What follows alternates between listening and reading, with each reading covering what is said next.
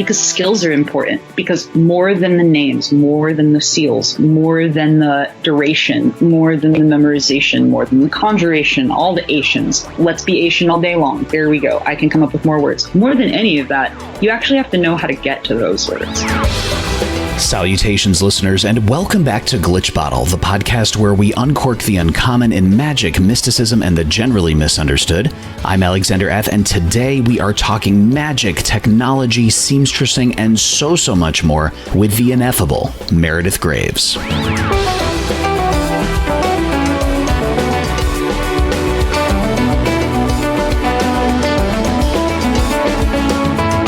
Meredith returns on the podcast after sharing her thoughts in a previous episode on how COVID-19 is changing esoteric and artistic topographies. And so I definitely encourage you listeners, if you haven't already, check out that episode. Meredith is a witch and magician first and longest whose practice continues to shape and inform every aspect of her subsequently multifaceted career. She's been labeled an open sorceress, dedicated to making the magic behind her work as transparent and accessible as possible across disciplines, from seamstressing and fronting hardcore bands to print journalism, hosting MTV News Worldwide for 2 years, including an infamously unprompted live discussion of astrology with Beyonce, to Meredith's current position as director of music for Kickstarter, and Meredith is an occasional educator on the occult arts, specializing in the tarot. And forgoing entirely the predictable trajectories available to most career magicians, Meredith believes in education through accessibility, the kind exemplified best by living all life in a magical way. Meredith is really the kind of polymathic Renaissance person who can do all kinds of things: compose music off the cuff, play in bands, connect artists with resources, sew garments from scratch, and drop Paracelsus quotes nonchalantly throughout each of these activities. In other words, Meredith is the perfect person to talk about the intersection of technology and magic, working with patterns and magical ways for specific outcomes, combating the armchair magician mentality, the incredible importance of sewing and seamstressing, which is a big requirement in many ceremonial magic grimoires. I mean, we all think about picking up the sword, but how many of us have picked up the needle? Just something to think about. Meredith also shares about how to recognize everyday objects as esoterically imbued, and Meredith answers your wonderful GlitchBottle Patreon listener questions, and so much more. And now to help us uncork the uncommon, let's welcome back Meredith Graves.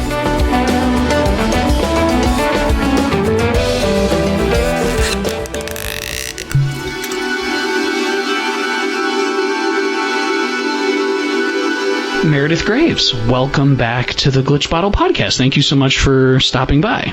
I'm so sorry, Alexander, that you have to exhaust yourself reading off this beautiful list of things when you could have just said, this is my friend and she is a corn nut who comes on my show and says crazy things and provokes people to send emails about their wildest creative dreams and is loud. Thank you. Being on your show is the equivalent, I think, for other people of going to get a massage or something. It's just like, why are you so kind? Thank you for having me back. This is my favorite podcast. I'm a patron, so here we are. First of all, you're making me blush. Second of all, from one corn nut to another, I can tell you, I know, and I speak for the listeners here, which I don't often do, but I know that we are so happy to have you back on the podcast because you're at the precipice, Meredith. Like, you are at the center of the intersection between not only magic and technology and funding projects and sparking creativity, but one of the really cool things that we talked about even before we started recording months ago was the really great point that you brought up to me, which is that creativity and magic and esotericism and art and technology, we're really not talking about separate things here, are we? No, we're certainly not. And it's kind of neat that we do. We do talk about them as if they are separate things, because per other conversations that you and I have had that have been published in wonderful places like The Creative Independent, To accomplish any goal, the first thing you must do is break it down into constituent elements and steps. So you can take any project, I feel, and effectively look at it from a creative angle, from a magical angle, from a tech angle, from standing on your head, if you feel like, any angle you so choose. But fundamentally, yes, I am 100% on board with the idea that creativity and magic and technology just fully overlap as a rose in bloom, expanding and contracting, finding new ways of interacting with one another. And they also create zones where those overlaps can be pushed and where more space can be made and where more strange things can be done, sometimes for money. So yeah, I'm with you.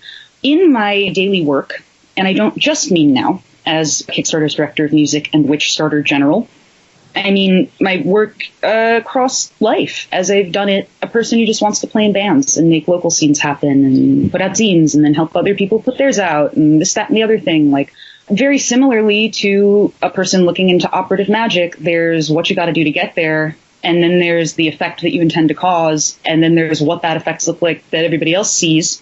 And all of the processes, creativity, magic, and tech, they all kind of have exactly those same qualities. They have their occulted elements within the early stages of the process. They have the magic that it looks like to everyone else, seeing the movie in theaters and having no idea how it was made. And then there's tech, which, of course, you know, any magic has to start from a tech perspective. What do you need? What do you need to put it together? If, you know, spells, for instance, are a system we can implement to accomplish something, well, then the obvious parallel with tech is there. But what kind of tech you want to build, you know, requires creative and magical thinking, et cetera, et cetera. And within those processes, one way, as I'm exemplifying in this very moment with you, that you can assert your place within and your right to use those processes is by just enjambment, which sometimes in our side of the world we talk about as like magical thinking. So you can certainly put on your lens of magical thinking to utilize tech, for instance, running a tarot project on Kickstarter, configuring your campaign in a magical way. You can apply magic to your creativity. Maybe you've been a painter your whole life, but the new technology of tarot, which you have not been using very long, is something you're going to use to generate the plot for your next novel, and so on and so on and so on. So where the three overlap can be examined in ways of living, how they overlap in the way that you create an activity to sort of attempt to accomplish a single goal, whether it's putting together a ritual or putting together a Kickstarter campaign. But there are also modalities of thought that we can overlap very easily. They don't have to have practical or kinetic applications, although we do know, you know, we love to talk about those. So yeah, when I say that they're functionally the same, I mean it in nearly every way, as well as models, as words, as embodiable practices, I guess. And at the same time, each could be collapsed. Two could be collapsed into one. Like we could call all tech magic or all tech creative. We could call all creativity magic, or we could call all creativity technology. You know, stare closely enough at anything and it will all start to blur. You'll start to see places where it overlaps. Sometimes that lands us in conspiracy theory land. Here, I think it's just landed us at a nice definition of how creativity and music and tech can feed into one another and make mutual advances. So maybe that makes sense. I find it's better to try it than to listen to someone like me sitting here trying to explain it. But that's what we're here to talk about, right? How to try it. Let's kind of go back to how this all began. I mean, what's the opening of The Great Gatsby? In my younger and more vulnerable years, like, when did you first engage in this foray into the esoteric world? I mean, was this something where you kind of noticed these, I mean, effectively non-materialist fingerprints from a very young age? Was it something that kind of gradually developed? Can you just share with the listeners about like how this all started in terms of your own esoteric interest? Yeah, so this is where it gets kind of fun and strange. And like, welcome. I'm no longer an interview subject. I'm someone publicly reckoning with my truth on your radio show. It feels really funny because I start to get a little myopic and I think about my own life, and as I'm telling it, I stop believing it. But I swear to you, as strange as it sounds, like, you know, the definitions come to you in hindsight. Remembrance of things past. Let's try and cram as many boring old books into this podcast as we can, right? Whoever gets the most by the end of this episode, someone who follows you on Patreon, keep track. So far, we've had The Great Gatsby and Remembrance of Things Past. me or Alexander, whoever crams in the most literary references into this episode, I'll like Venmo you $5 or something. Anyway, I am not lying when I say that, of course, having realized this in hindsight is how I can say it the way that I do, because it sounds very stupid to say, well, I've merely always been this way. And I simply can't remember a time in my life when I was not doing magic. But it's true, and it's because of the variables of my upbringing, like functionally speaking. It was not, it's not my family tradition. It's not my lineage, although I do have a deeply psychic aunt, and there's more than enough weirdness to go around on both sides of my family. No, I was born to, at the time, a mother who was a musical theater actress and a father who was a local TV news reporter. And so my first heroes were witches, because my mother was in a production of Into the Woods. I saw Bernadette Peters on PBS when I was a kid, and the witch was the star. The witch had the costume transformation. The witch went from ugly to beautiful and then could go back to ugly to trick people. I knew what I wanted to be when I grew up by the time I was 3, and it was a witch. Duh. Because the witch also, in my head as a child, got to sing and dance and wear the costume. The witch was Bernadette Peters. Still, wow, I still want to be Bernadette Peters when I grow up, right?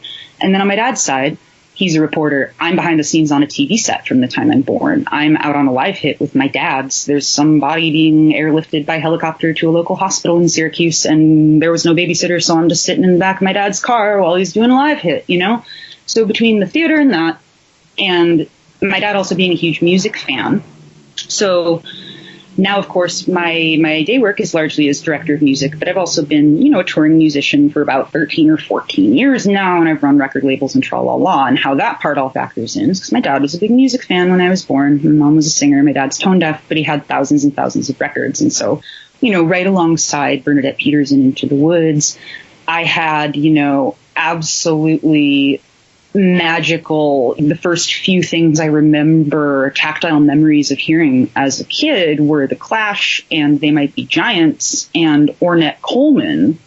And just like not looking too specifically, just generally like that cross section of music, that'll give a kid a weird stance on the world, but like also sick, right?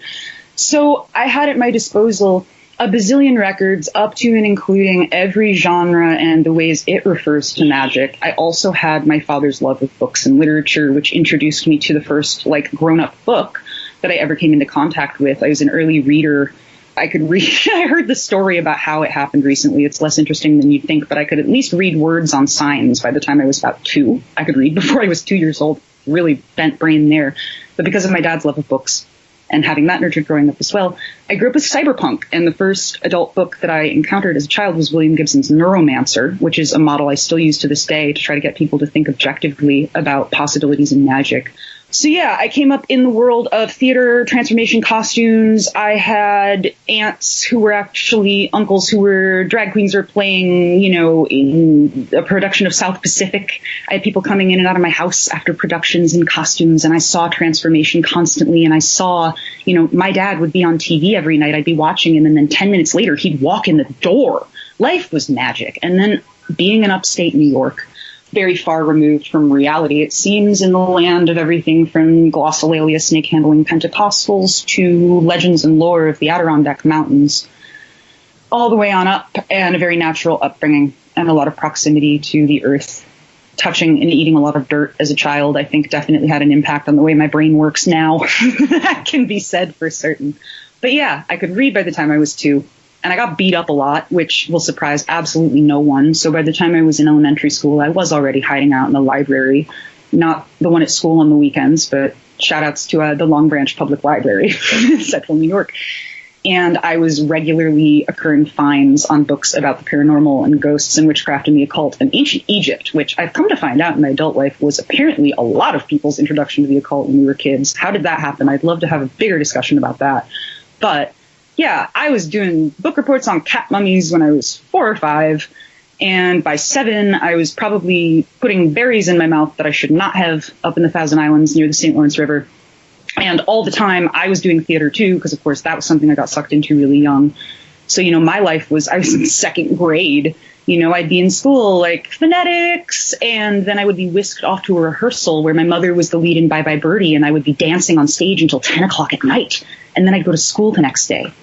It was a weird upbringing, but magic was never off the table. It was a massive part of what I did from my birth onward, and it was a fixation that carried me until age 11, which is when I encountered my first, like, Llewellyn book of fun Wicca for the Buffy generation, and I was off and running, because even though I fundamentally understood, because I did not look like any of the attractive apparent teenagers illustrated on the cover of Silver Ravenwolf's Teen Witch, I knew they would not invite me to sit with them at their lunch table, and it all seemed a little corny, but something was there that allowed me to understand around 6th grade. Everybody else's puberty was my initiation, because that was about when I started to understand that this was a thing that was still being done outside of the ancient books I'd read to that point and my own head. So by age 12, I was off to the proverbial races, and that coincided with the opening of a small New Age and occult store in my hometown that I was swiftly forbidden from going to.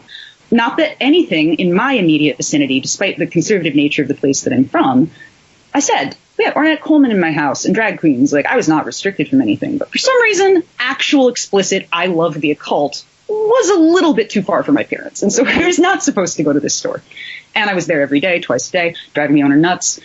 Couldn't afford anything, hanging around. I was that kid, right? Some kids do it at tattoo shops. Other kids do it at record shops. I did it at Moontide Herbal Arts in Watertown, New York, because at 11 years old, I just wanted to sniff the Florida water. I didn't give a hoot, you know? And my parents said no, and I loved that too. So the first thing that happened was I got caught, and there was a very infamous day that I still shudder when I think about, when I was probably 12, when, F word, my parents walked into the store and I got removed. I got dragged out of the witch store and embarrassed in front of my friends when I was about 12. Ooh. So that's a real thing. And then, of course, it was, you will not. Okay, guys, by the next year, in a very conservative Christian girl in my school, this was 8th grade by this point, I went to the principal, claimed that I had been casting spells, not on her, in a totally unrelated thing, the claim, and somehow, I can't say that it was a direct, I was given detention or suspended for a day for witchcraft, but I didn't do anything else, and that's what she said that I did. And so in 8th grade, I was kicked out of school for apparent witchcraft, or at least for doing something that I wouldn't admit to when nothing actually happened, to this girl in my class that they felt was enough to remove me from school. And what's more, because of this prior experience, my parents were mortified. And so last year, a couple of years ago, I was home at Christmas, and something led me to I'm so sorry, Alexander. I'm a GlitchBottle patron and an avid listener, and I'm not sure any guest to date has laughed themselves hyperventilating through their own answer to a question. I'm just so embarrassed about who I am in this moment. It's very funny. A couple years ago, I was home at Christmas, and that popped into my head. My mother made some comment about the amount of necromancy on my Twitter, and I went, listen, lady, do you remember in 8th grade when in a situation that no one should be subjected to ever, and we know that because it's in the same history textbooks they kept in that classroom, that I was actually, like, isn't it so funny when you're still yelling at me now that I'm 30, that we can both remember when in 8th grade, I was suspended for allegations of witchcraft. And my mom was like, I never want to talk about, she's still embarrassed too. And I went, but I don't understand. There was an actual witch trial in my 8th grade English classroom. I was actually on the wrong end of it. It's a hilarious story now, but what was going on back then? Like, why didn't anyone notice that this was really, like, kind of an off-kilter thing? And my mom just looked at me, because my mom's sense of humor is exactly the same as mine. And she looked me in the eye and she deadpanned me. You deserved it. You're still weird. And that was the end of the conversation. Wow. We can stop there, because everything after that point is just kind of a sped up version of me having dressed and behaved much the same. I never allowed myself to key into anything. You know, if in high school, at some point it switched over by my senior year from, like, doing musical theater, which I still did, and then was singing opera, you know, in high school in New York State as part of, like, the big high school yearly music competitions, and doing all, you know, I was doing performance, I was singing jazz at the Eastman Theater, and it was very wild and fun. And then on the weekends, I would be down at a little tiny crap shack bar on the wrong side of the tracks seeing G.G. Allen's brothers band, the Murder Junkies, and lying to get into the show at 14, saying, hey, I know it's 18 and up and I'm only 16, but I won't drink, figuring that, like, I could lie myself up 2 years but not 4. Like, as I put it quite frequently when forced to describe it in shorthand, I was always in National Honor Society and in detention at the same time, and that never changed. So like you can kind of cap me around age 4. I even listened to all the same music I did right around that time. I love Coheed and Cambria. So, all of my development after the age of 14 stopped, and that's why I'm still mentally like a 14-year-old boy. But no, those are the illustrative and demonstrative stories. I later went on to, mostly play in bands, and by senior year I was seamstressing. I had caught on because of living up in West Cupcake, New York, that like lots of old people settled there, which means when they die, all of their wonderful clothes go to thrift stores. And so glamour was obviously a huge part of it for me. So by my senior year, I was sewing from, 1940s dress patterns, which is very strange in a very small farm town in upstate New York. But I was having a good time, and I didn't care. I was doing magic and sewing, playing in bands.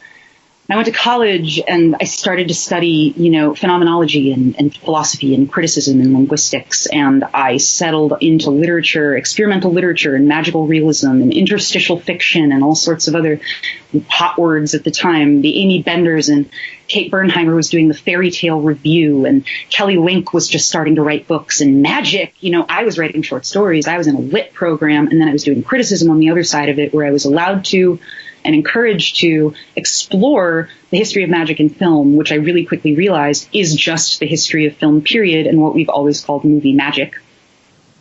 I then started a solo project where I played about 12 instruments on my own, where I floated the main character who I played through the albums into like various projection situations and would divine the lyrics by like trying to get to the ghost of Gustav Mahler so we could like pretend to stage a wedding ceremony on a boat, and those could be the lyrics for the song I wanted to write. So it's only gone on from here.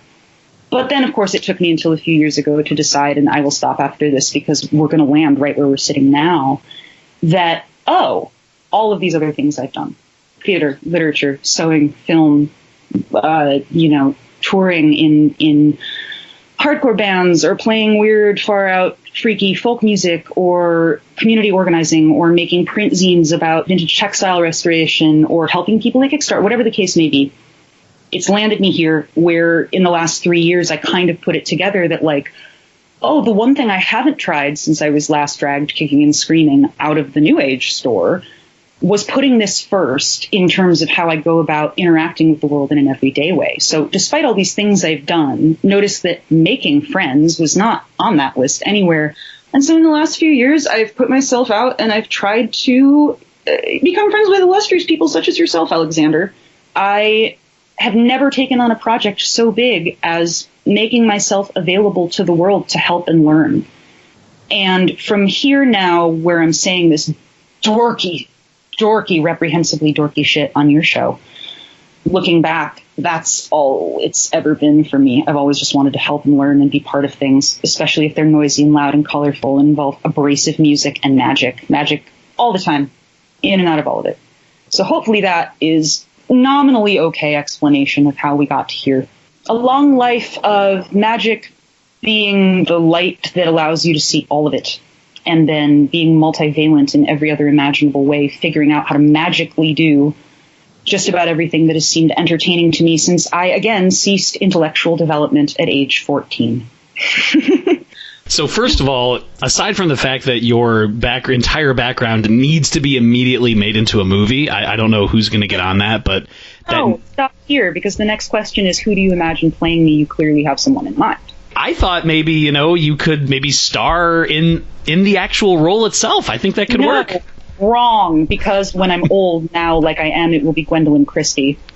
And so many fake tattoos on her. I feel so bad for her already. What was your question?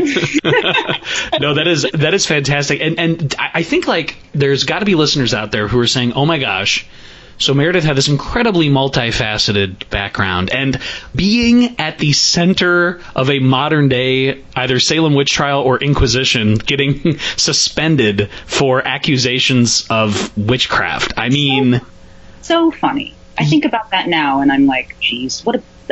And this is probably, I think the first time I've ever told you that story, and it's not a story I tell, but what if I were to use that as my calling card? Because some people behave like that. It's a funny story.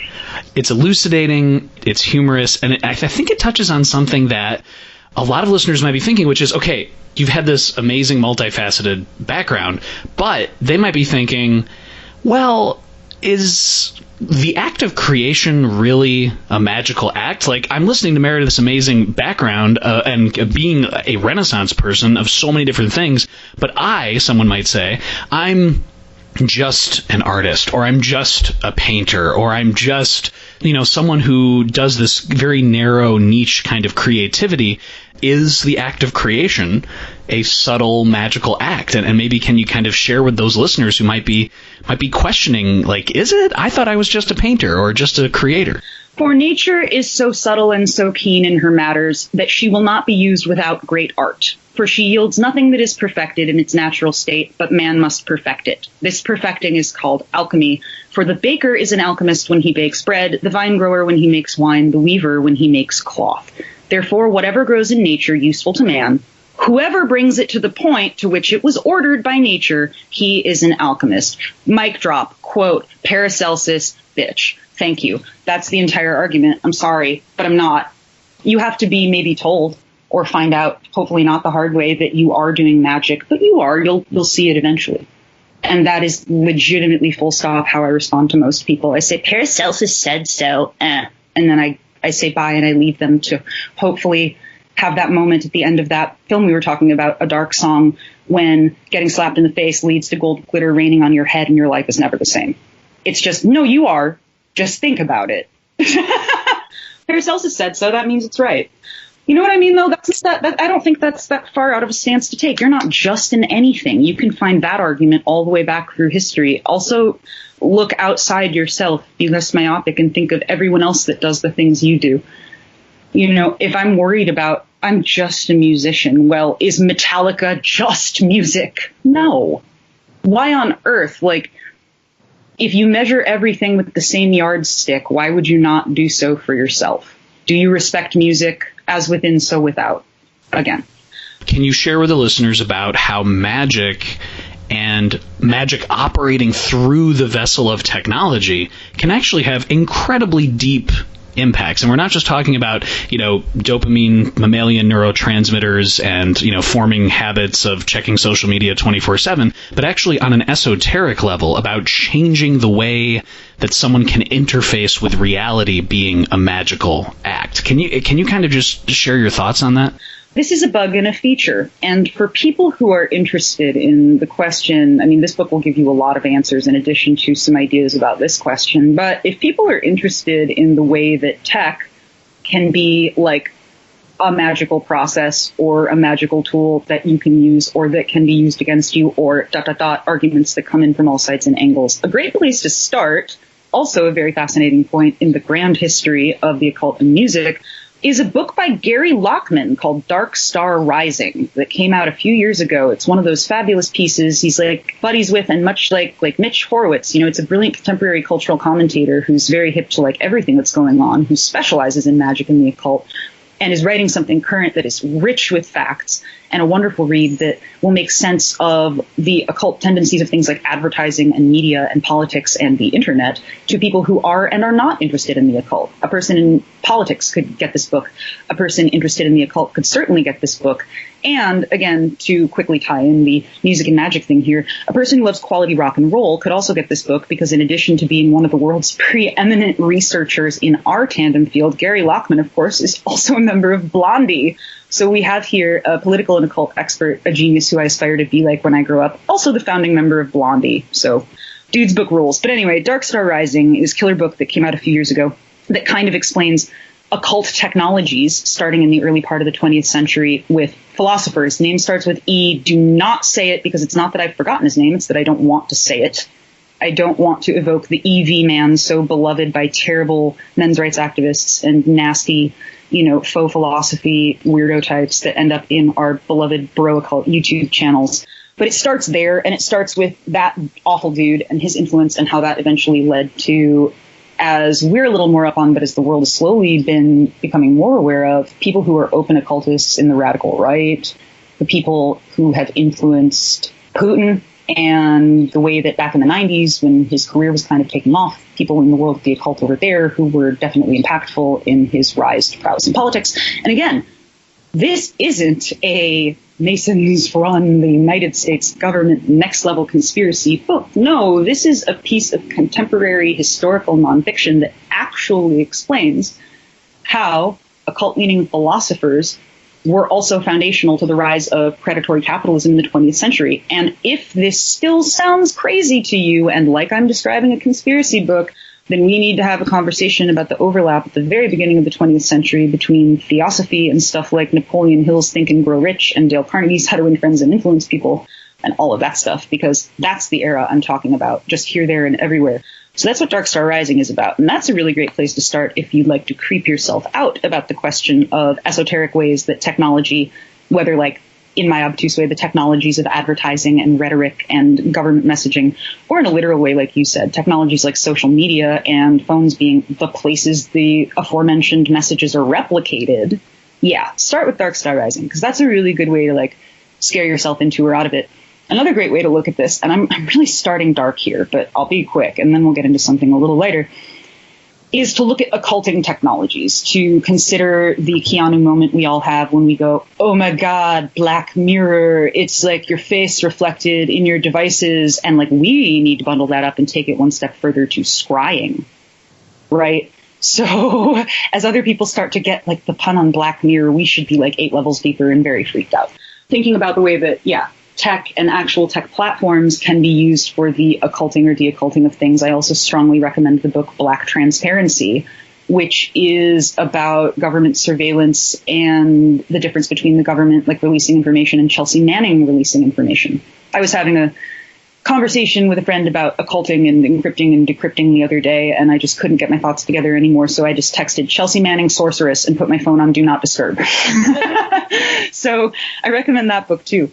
But on a positive note, maybe a silly one to start. I think social media is a fun spell casting tool, and I wonder how many other people think of it that way and are just keeping it quiet.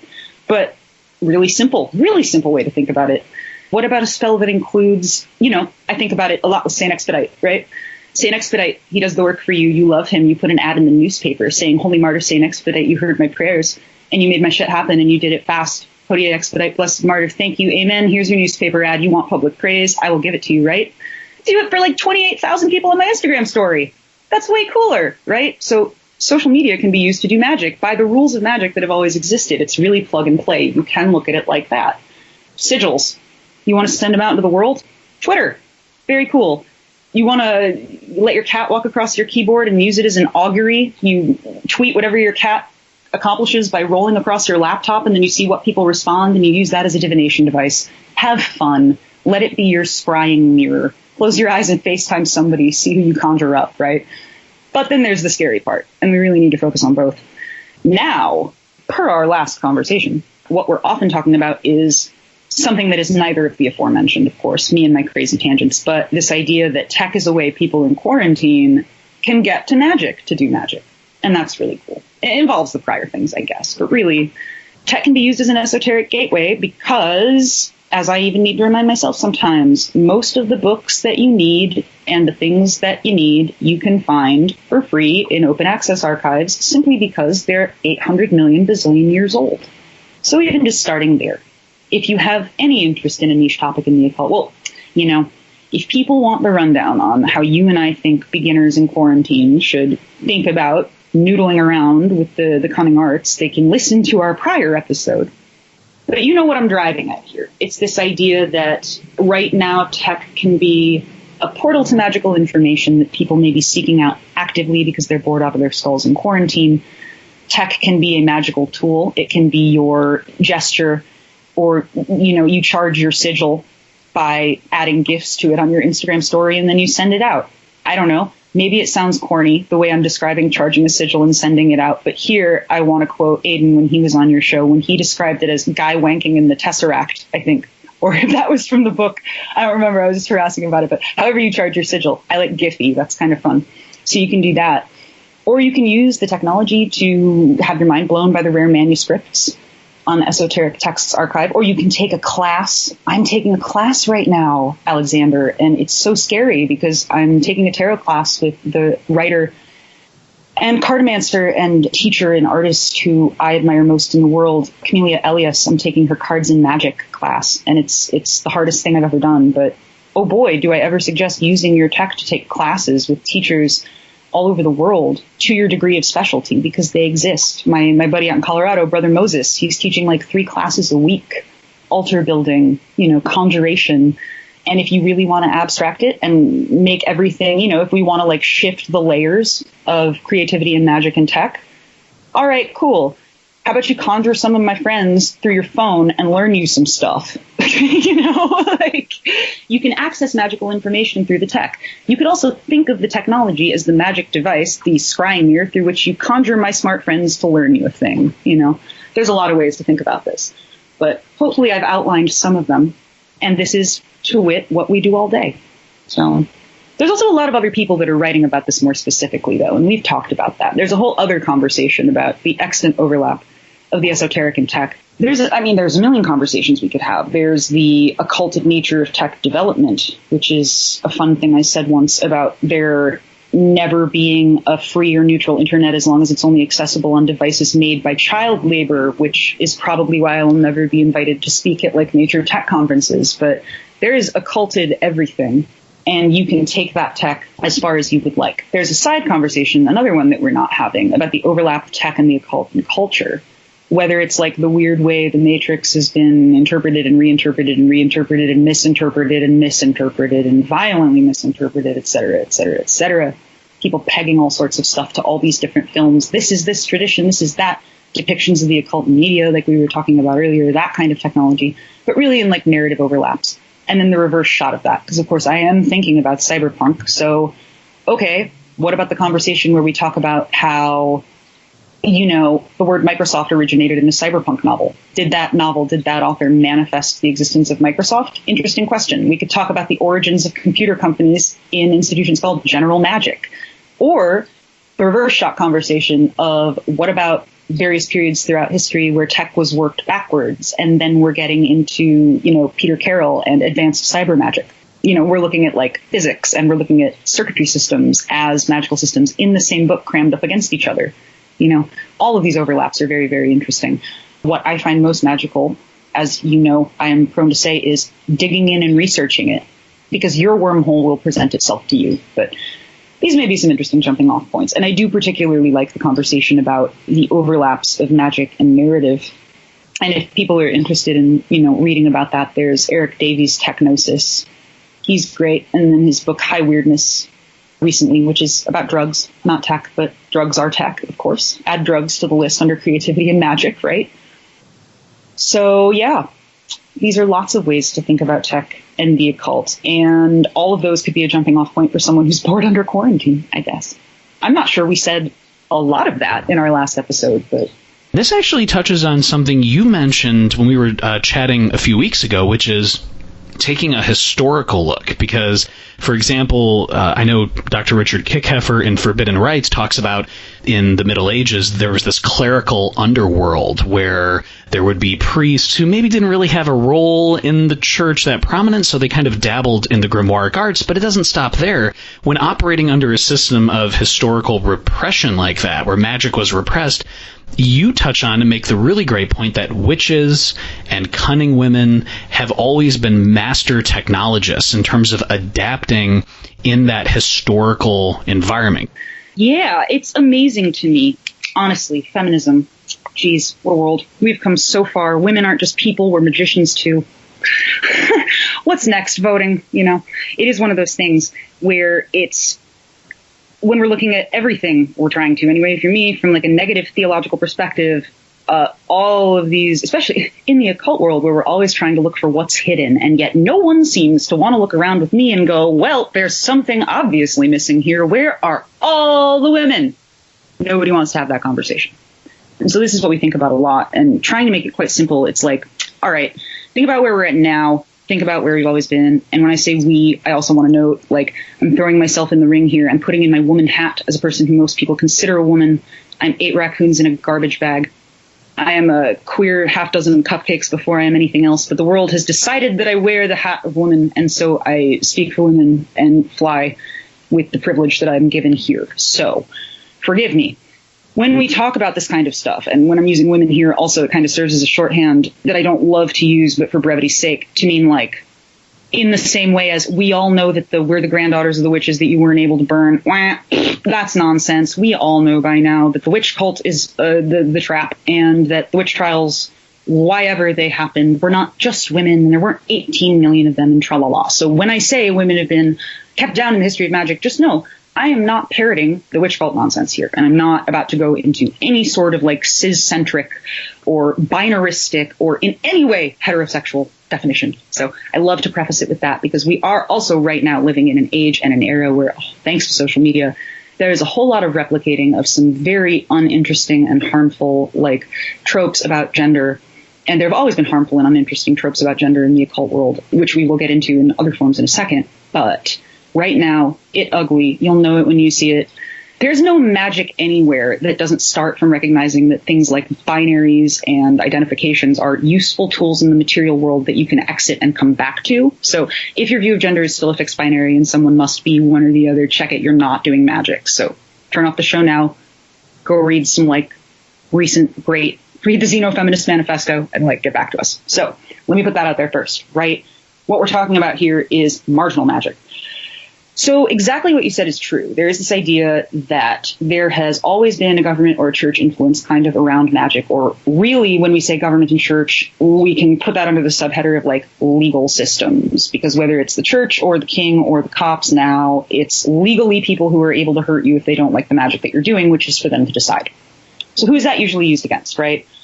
What we talk about most of the time when we're talking about the grimoires, when we're talking about forbidden rites, which that book absolutely slaps. That's great. I think we were referring to that last time, maybe in a side convo when you and I were talking about, you know, the great work that Dr. Al did recently with Most Excellent Book. It's kind of like the difference between going strictly by the book and reading off the page and how people may have actually done it back then and all the things they carried into the circle with them. That's why I like that book, Forbidden Rites. That's real cool. And it does a real good job of illustrating what we can think about per the way you phrased your question as like subversive magic, right? So the law comes in, and this is what's documented that we know about. And John Dee is in the tower, and then all of a sudden the Pope is like, you should come here and tell us about your magic. And he's like, what is it? I'll protect you until you get to Vatican City. And John Dee's like, I see what you're trying to accomplish there. You guys can come to me.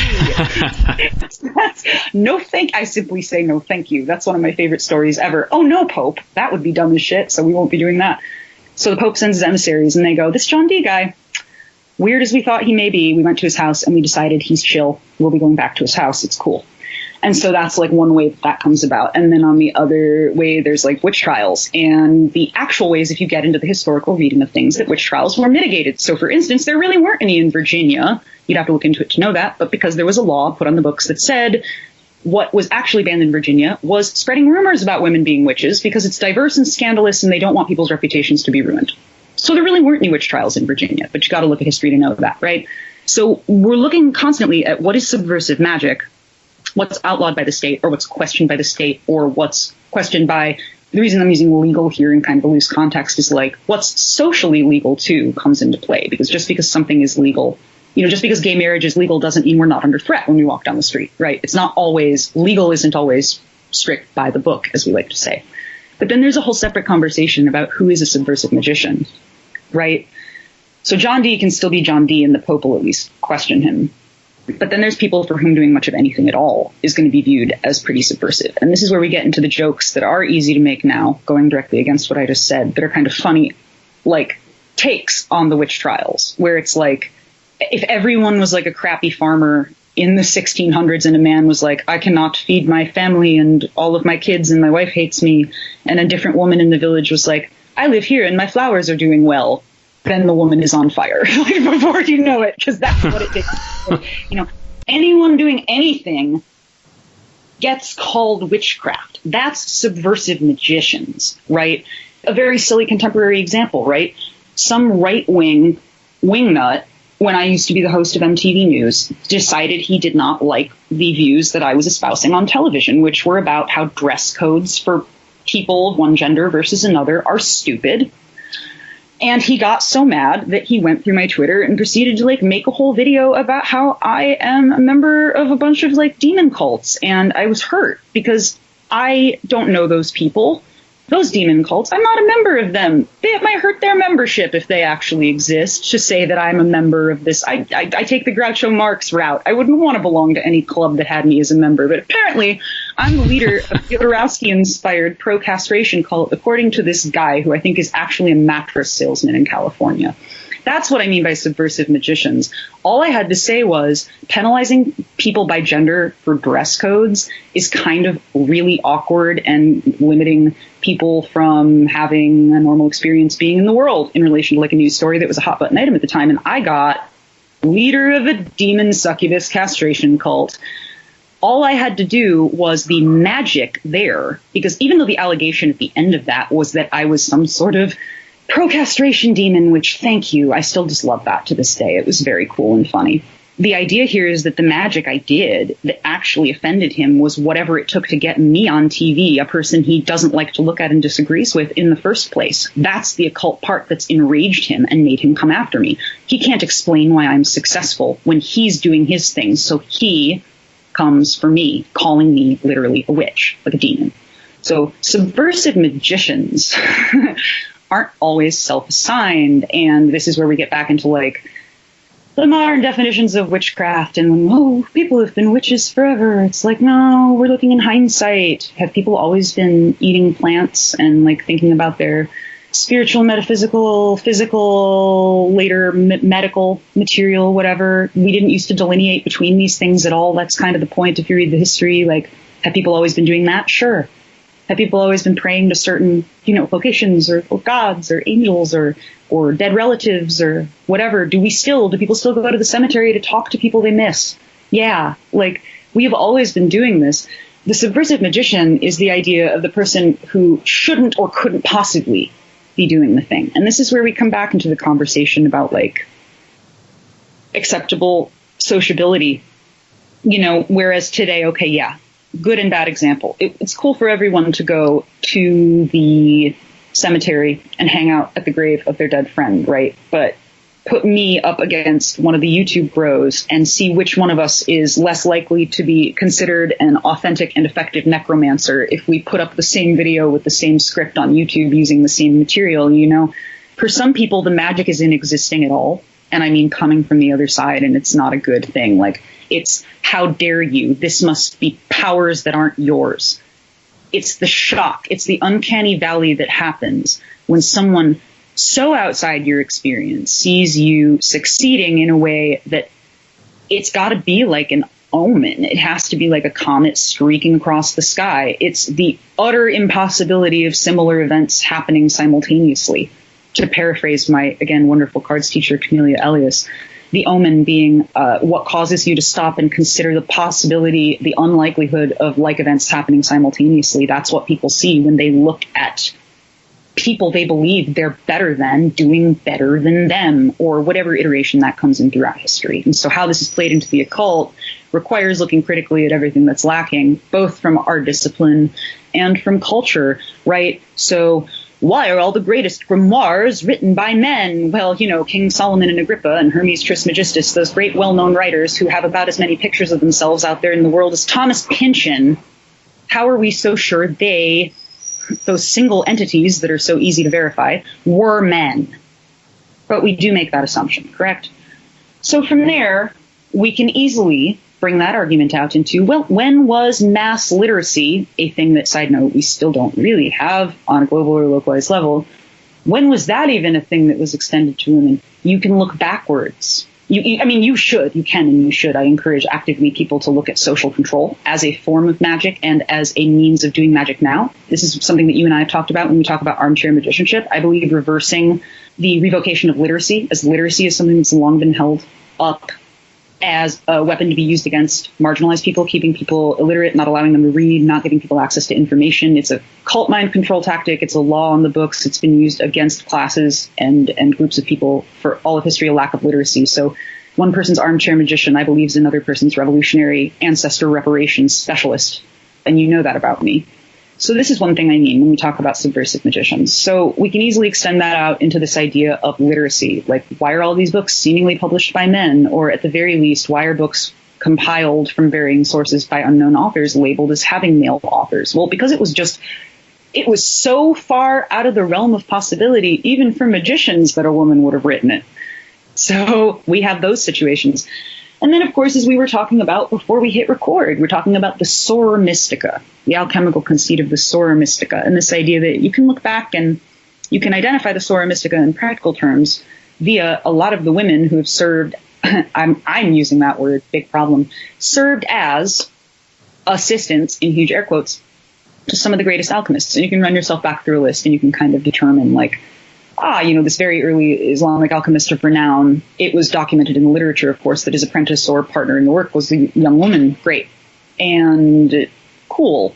Easy to assume, because we're talking about alchemy, that this could be, akin to Tantra or akin to the, formulaic metaphors. This could not be a man and a woman so much as two chemicals. And yet, we have persisted in understanding this concept of the Sora Mystica to mean, like, anyway, something to do with gender. And so one thing that I have posited in the way that some people do choose to talk about this is the idea that, for instance, is a concept that if we don't take into account, I like to look at the language right on the surface as a visual image, the Sora Mystica, the mystic sister.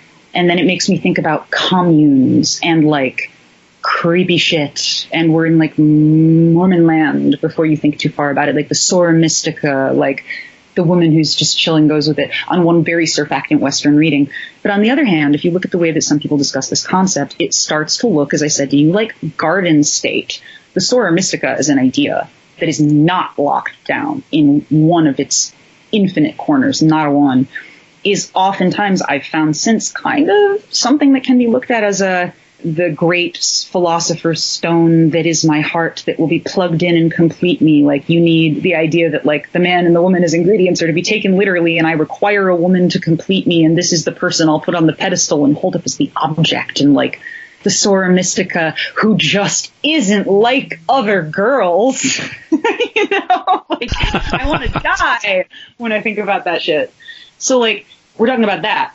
We're talking about, widespread restrictions on literacy, mobility, persecution for things that are crimes when people on the margins do them, that when dudes do them, it's just like the Pope will come to your house and, like, check up on you, but unlikely that you're going to, like, you don't have any rights in the first place. So what's going to fucking happen? You know what I mean? Sorry. Wow, that's the first F-bomb I've dropped. We can leave that one in because it was genuine. All the way up to a wonderful book I read recently, Mary Greer's Women of the Golden Dawn. I myself, prior to fairly recently, had absolutely no real context for just how formative the women of the Golden Dawn were to its source origin, and really reminding myself that at the same time that, like, some of the dudes involved, they were doing a lot of work, but a lot of it resulted in things like, I don't know, publicly asserting that you and only you understand the true meaning of the tarot, which was roughly like 100 years ago from where we sit now. That was, I'm sure, a lot of work.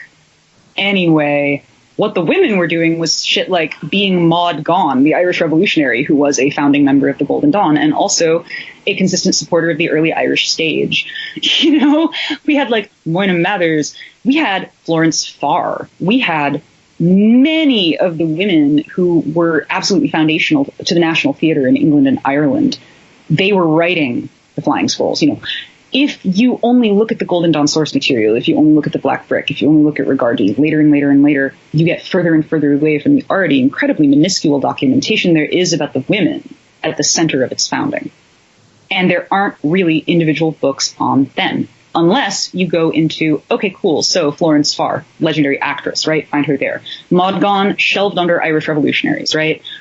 But in the context of the Golden Dawn, like, people know more about Maud Gonne as Yeats' muse than founding member of the Golden Dawn who brought him into it. People know so much more about the Six of Coins means charity because I read it in PKT, A.E. Waite, and in the tarot class that I teach occasionally, I ask people to think about how differently they would read the tarot if the Book of Meanings that came with the writer Waite, whatever, Smith, deck, had been written by the person who made the cards herself, Pamela Coleman Smith, like a young 30-something woman of color who is the actual person behind the Rider-Waite-Smith deck.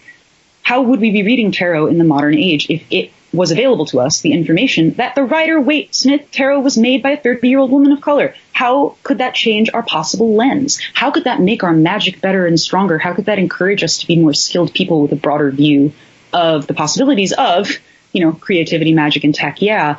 But for a lot of people, how much of a wake-up call could that be to how much they thought they knew about magic that they actually don't, because they never bothered to look at what was missing or consider that it could have been people, that it could have been half the world, So this is one of the many reasons that I endorse the very imperative, as I see it, reading of what's not there in terms of history to actually find out how to do magic. And when we touched on that in our COVID soapbox extravaganza, I phrased it as read Dr. Al's new book and then think about, forbidden rites and look at situations, listen to the episode that you and Dr. Al just did where he talks about you can read the grimoire itself, but then you should as you and I talked about too, kind of look outside and read history from the same period to see okay, so the magician that was holding this grimoire like I am right now, what else did he have and what did he do and what did it probably look like? Looking back through those historical contexts, you can do that and find women. You just have to notice their absence in the first place. And that's something that I challenge people to think about. It occurs to me that a simple way to put this is if you're a person who does magic, if you're doing magic in any capacity already, you've probably come across the idea, or hopefully a lot of it, internalized the idea. It's a very common understanding at some or any point in your magical trajectory that the history of magic is kind of the history of arts performed by people who are often in states of desperation. This is a common definition we accept, that good magic, folk magic, even ceremonial and Solomonic magic and the Abramelin and all of it, it comes from this desire, right? This desire to get more. And so it's easy to get into this idea of the definition, even understanding it through that wacky lens of the witch trials. It's people in subjugated positions, magic is done by the people who need power. This is something we accept, right? So if we're doing magic and we accept that position, that magic is something that we know has been primarily done by people in need, people who are willing to beg a god or make a pact with a demon. That's how bad they need stuff. That's our generally accepted understanding of magic, right? So if we're doing magic and we get that, and now, today, we are ourselves, I am including myself in this, and you, and a lot of our friends, and a lot of other people in positions of relative privilege. We're white. We're cis, we're straight, we're able-bodied, we're male, we're rich, we're any or all of those things, or one of those things, or any other extant condition that, because of our individual situations, whoever and wherever we are in the world, puts us in a position of privilege. And we're doing magic, and we understand that. But you don't know anything or know any people or anything where these traditions come from. You really need to check your ass because you're probably not doing magic. That's what I'm trying to say, Alexander. If you're a person in a position of privilege doing magic today and you accept this idea, then you have to be willing to admit that your line might not be the one to toe hard when you want to go off on your soapbox about how your grimoire traditionalism is definitely doing magic the right way. Because the fact of the matter is the same people that you're capable of identifying as being the main people who do magic are the people for whom literacy or even the recording of their stories and their history has been deprioritized to zero throughout the world. So anyone who stands up and says, I have mastered the authentic way to do magic out of this grimoire, well, no, you haven't. If you also accept that most of the people who were doing magic at any point in human history were not able to document their own stories, and their stories were unlikely to be documented. So unless you've accepted that and then done some digging and tried to fill in the gaps that you have, if you're a magician of privilege and you're not doing circuitous research, you're doing bologna sandwiches. That's what I'm trying to say. If you don't understand privilege, you're not doing magic. That's my point. I think, Meredith, this actually leads directly into a listener question from Douglas, a GlitchBottle patron of the What Magic Is This podcast. And Douglas is asking for you, Meredith, what effect would there be if magic goes mainstream? If people on the news or in the media started openly talking about, say, divinatory systems like astrology or tarot as if it was somewhat normal? Going even further, Douglas asks, what would happen, Meredith, if instead people started talking about such things as evoking spirits on a regular basis as opposed to the some celebrity normative, I carry a crystal around in my pocket every day crowd? Douglas, my friend, you've asked a wonderful question. This is very cool. This is a really interesting question because naturally each of my individual personalities wants to give a different answer. if magic goes mainstream, what effect will it have? So answer A of the multi-part answer I am about to give is that it already is. And it actually has been through all points in history. And I teach this in my tarot class, but I also look at it objectively as someone who does a lot of cultural and media criticism and who's always done so both as a magician and looking primarily at magic and instances of magic in cultural narratives, right? So magic has always been mainstream, whether it's been the popularization of fairy tales back when books were the primary mode of entertainment, or theater and magic, which let's return to the women of the Golden Dawn and their impact on the stage in Britain and Ireland, all the way back to John Dee almost actually getting killed before he ever became a famous magician because of some prop he built for a stage production that scared the shit out of everyone. If I remember correctly, it was a flying beetle that he made rocket towards a planet on a stage, and people thought that was actual demons, and he had to explain how he did it when he was like in college, right? So magic has always been mainstream. That's what special effects are. That's what we talk about when we replicate the untrue myth that the Lumiere brothers film train arriving at the station caused people to run out of the theater because, you know, they thought the train was coming towards them, right? Like, now, that story not being true, but everyone believing it is a different kind of magic, for sure, that we could also talk about in terms of how magic goes mainstream. Lying is a form of magic that is currently more mainstream than ever, Douglas, my man. But what I mean to say is magic has always been mainstream, whether we're looking at which magical narratives are popular, and I do include, you know, Christianity in this, then, now, and always, all the way up to, you know, a fact that I personally love to cite when teaching popular divination, which is that sales of Ouija boards spiked massively after the First World War. You can follow magic as a popular trend that happens in response to widespread cultural trauma. So what effect has magic always had as a huge player in mainstream culture in perpetuity? Well, it's driven the rest of us further underground. And this is where I get to point B. What is the effect of magic going mainstream? Point B being the fractal. What effect does it have for magicians?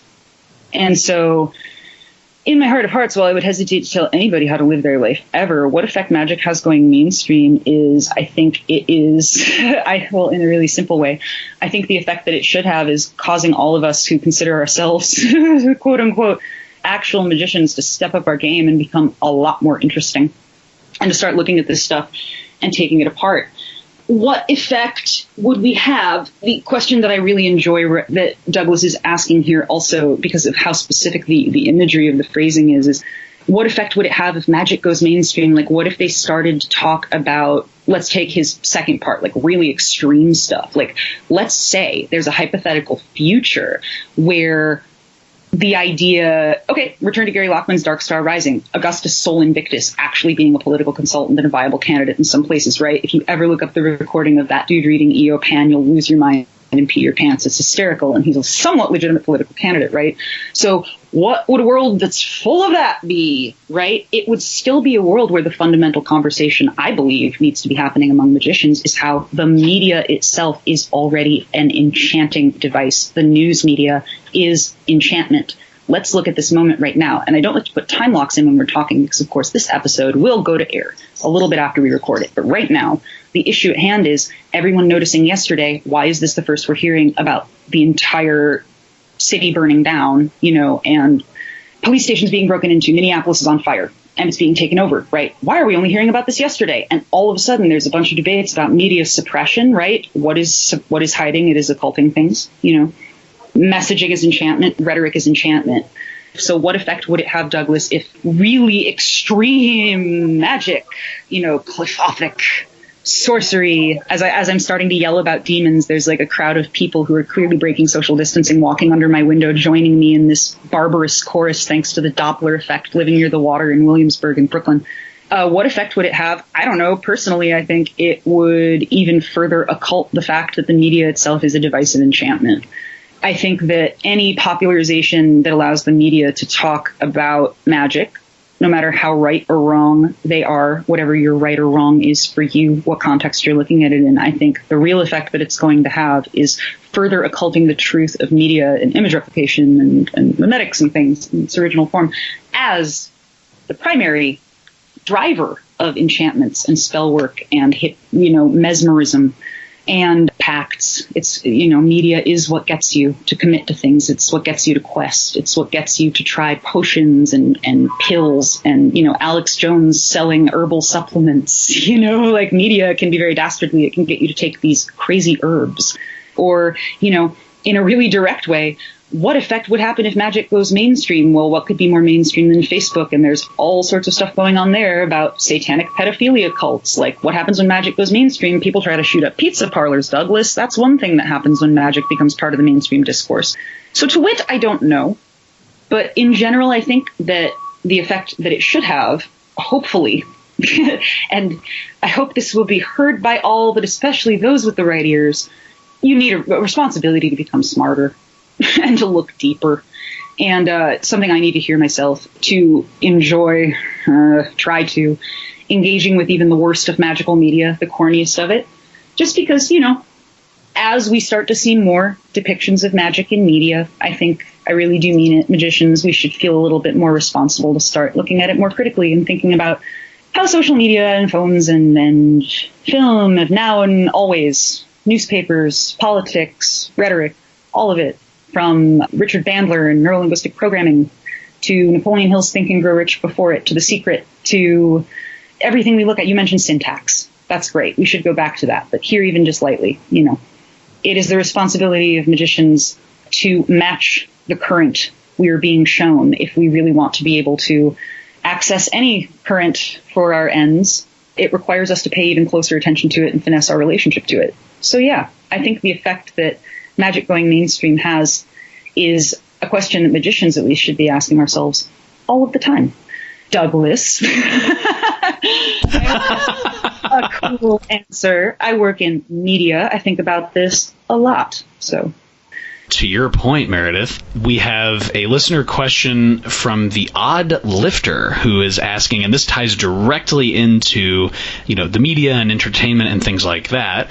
The Odd Lifter is asking a question regarding words and images being inherently magical. What do you think, Meredith, of Alan Moore's idea that many artists and writers are only using their power to entertain rather than wake people up? And how can someone with an audience better give the audience what they really need? So I love Alan Moore very much. He is exactly the type of, as I'm sure he'd want no one to follow his lead, I'll try to say it. You know, Aiden's another example. So put Alan Moore and Aiden in the same bucket in terms of just chill magicians I'd like to be when I grow up, with just great takes on things, who just live life as magicians and do their other thing and comment on it, and it's just normal. I love Alan Moore. And I would love for him to be on this show. I want to interview him for TCI. So if there's a chance you're listening, Alan Moore, and if, you know, I like to believe that you may appear occasionally when summoned, just know that I love you. And I think that's a really interesting thing to say, that, like, because he's right, but we need to say more, which is that there definitely are artists who are using their immense power only to entertain rather than to wake people up. I spent 2 years in the trenches at MTV News. I know that better than anybody. But where I want to extend that is because they're not aware they have another choice. People are not equipped with the language of magic. They're not really, you know, to return to my bombastic live performance of Paracelsus' take on how making is alchemy.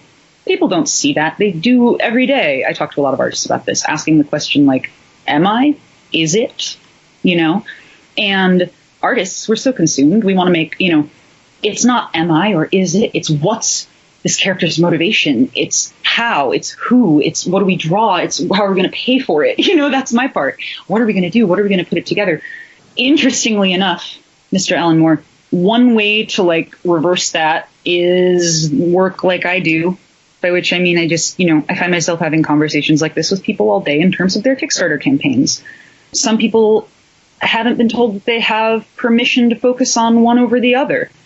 Everybody's struggling. Everybody needs money to make their thing. And when they look around and they see that what's getting made when things get made, and there aren't many, and they're a lot of the time not made by people that look like us, or they're really far away, or how long would it take us to get there, and how do you even do it, you know, they say, okay, well, it's, you know, it's explosions and superheroes. It's really entertaining. So if I want to, like, live and be a person in the world, I better be entertaining. And then we start to, like, look around and mimic what's around us. And this happens in magic too. Well, somebody said I got to do the lesser key, so I have to do that first. And, like, you picked the belief up somewhere, right? But not from nowhere because of what you saw around you. And then there's people like Alan Moore who don't really do that. But we also have to learn from some people, and we all still have to do the foundational building blocks, and then we have to put our own spin on it. This is, again, where Aiden comes into play, and his stuff is really good, right? But back to the nature of my work, a lot of the time, people really do need to feel as if they have permission to prioritize waking people up over entertainment. A lot of times, people need to be reminded, especially now. I really do not want to use the phrase now more than ever. I've developed an allergy to it during this pandemic. But now more than ever, waking people up is the most entertaining thing of all. That's what we want. That's why we're mad that the information on Facebook is encrypted. So right now, maybe Alan Moore, and reciting that quote every single place we can put it, is the master key that will entice artists worldwide. You know, I'll take this quote, Alexander, and I'll put it loud at the top of my next newsletter so a few thousand people see it, and we'll see if that's a sigil that changes anything. Thank you, Alan Moore. Credited to this. But people need to be reminded that they have permission to wake people up. People need to be reminded that art doesn't only have to be made for entertainment. People need to be given permission. And when we talk about, there are artists out there who are only using their power to entertain people rather than wake people up. Well, those are only the artists that you're able to see. And somebody like Alan Moore, who's like an OG, who's deep hands in the dirt, who has probably seen and read and learned, like I think of him, I think of Guillermo del Toro, and people whose just, their houses are full of books. They know more than any of us will ever know. They have amassed the knowledge of the ages, right? So what they're talking about, and then like what most people think of, you got to know the industry. And it's looking at what's not there. So when we say there are artists out there who only entertain people rather than waking people up, we're still looking at who we're thinking of as artists, aka who's allowed to publish stuff and which narratives get told. And we're not thinking about the artists who don't have a chance to do either. And they need permission more than anybody. And so that's why I really like my job. First of all, because it's populist, because it's free software. It's as silly as Instagram or Twitter. Anyone can run a Kickstarter campaign. So that's chaos magic, right? The simplest way to put it.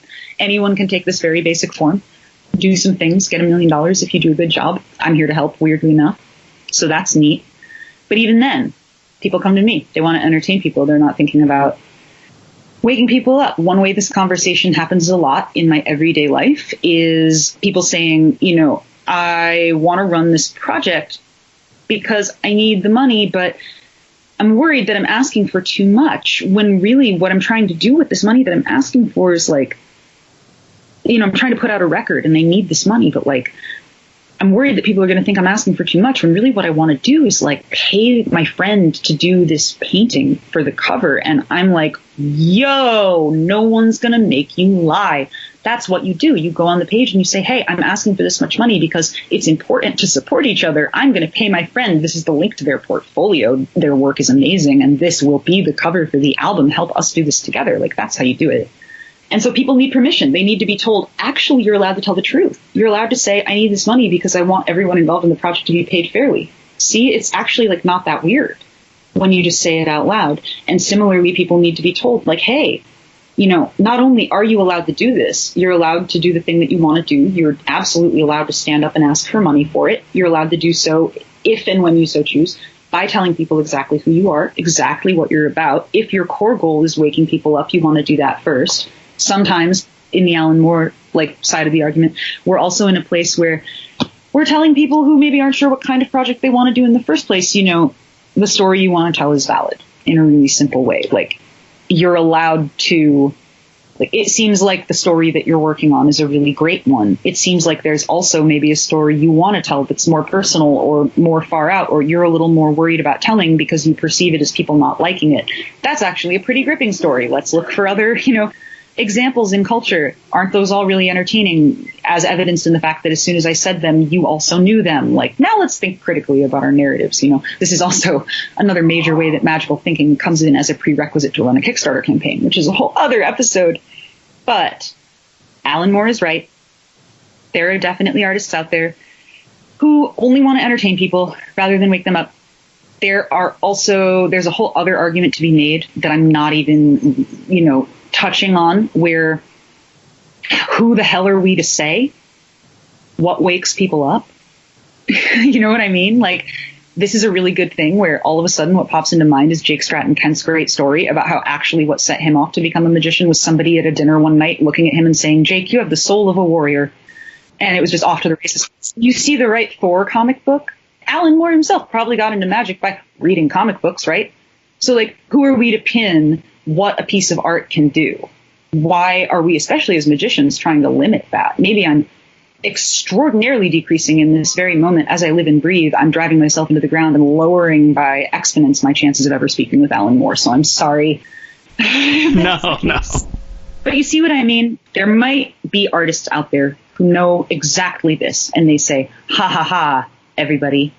What's more, I only want to entertain people. I don't care about increasing anyone's brain cells whatsoever.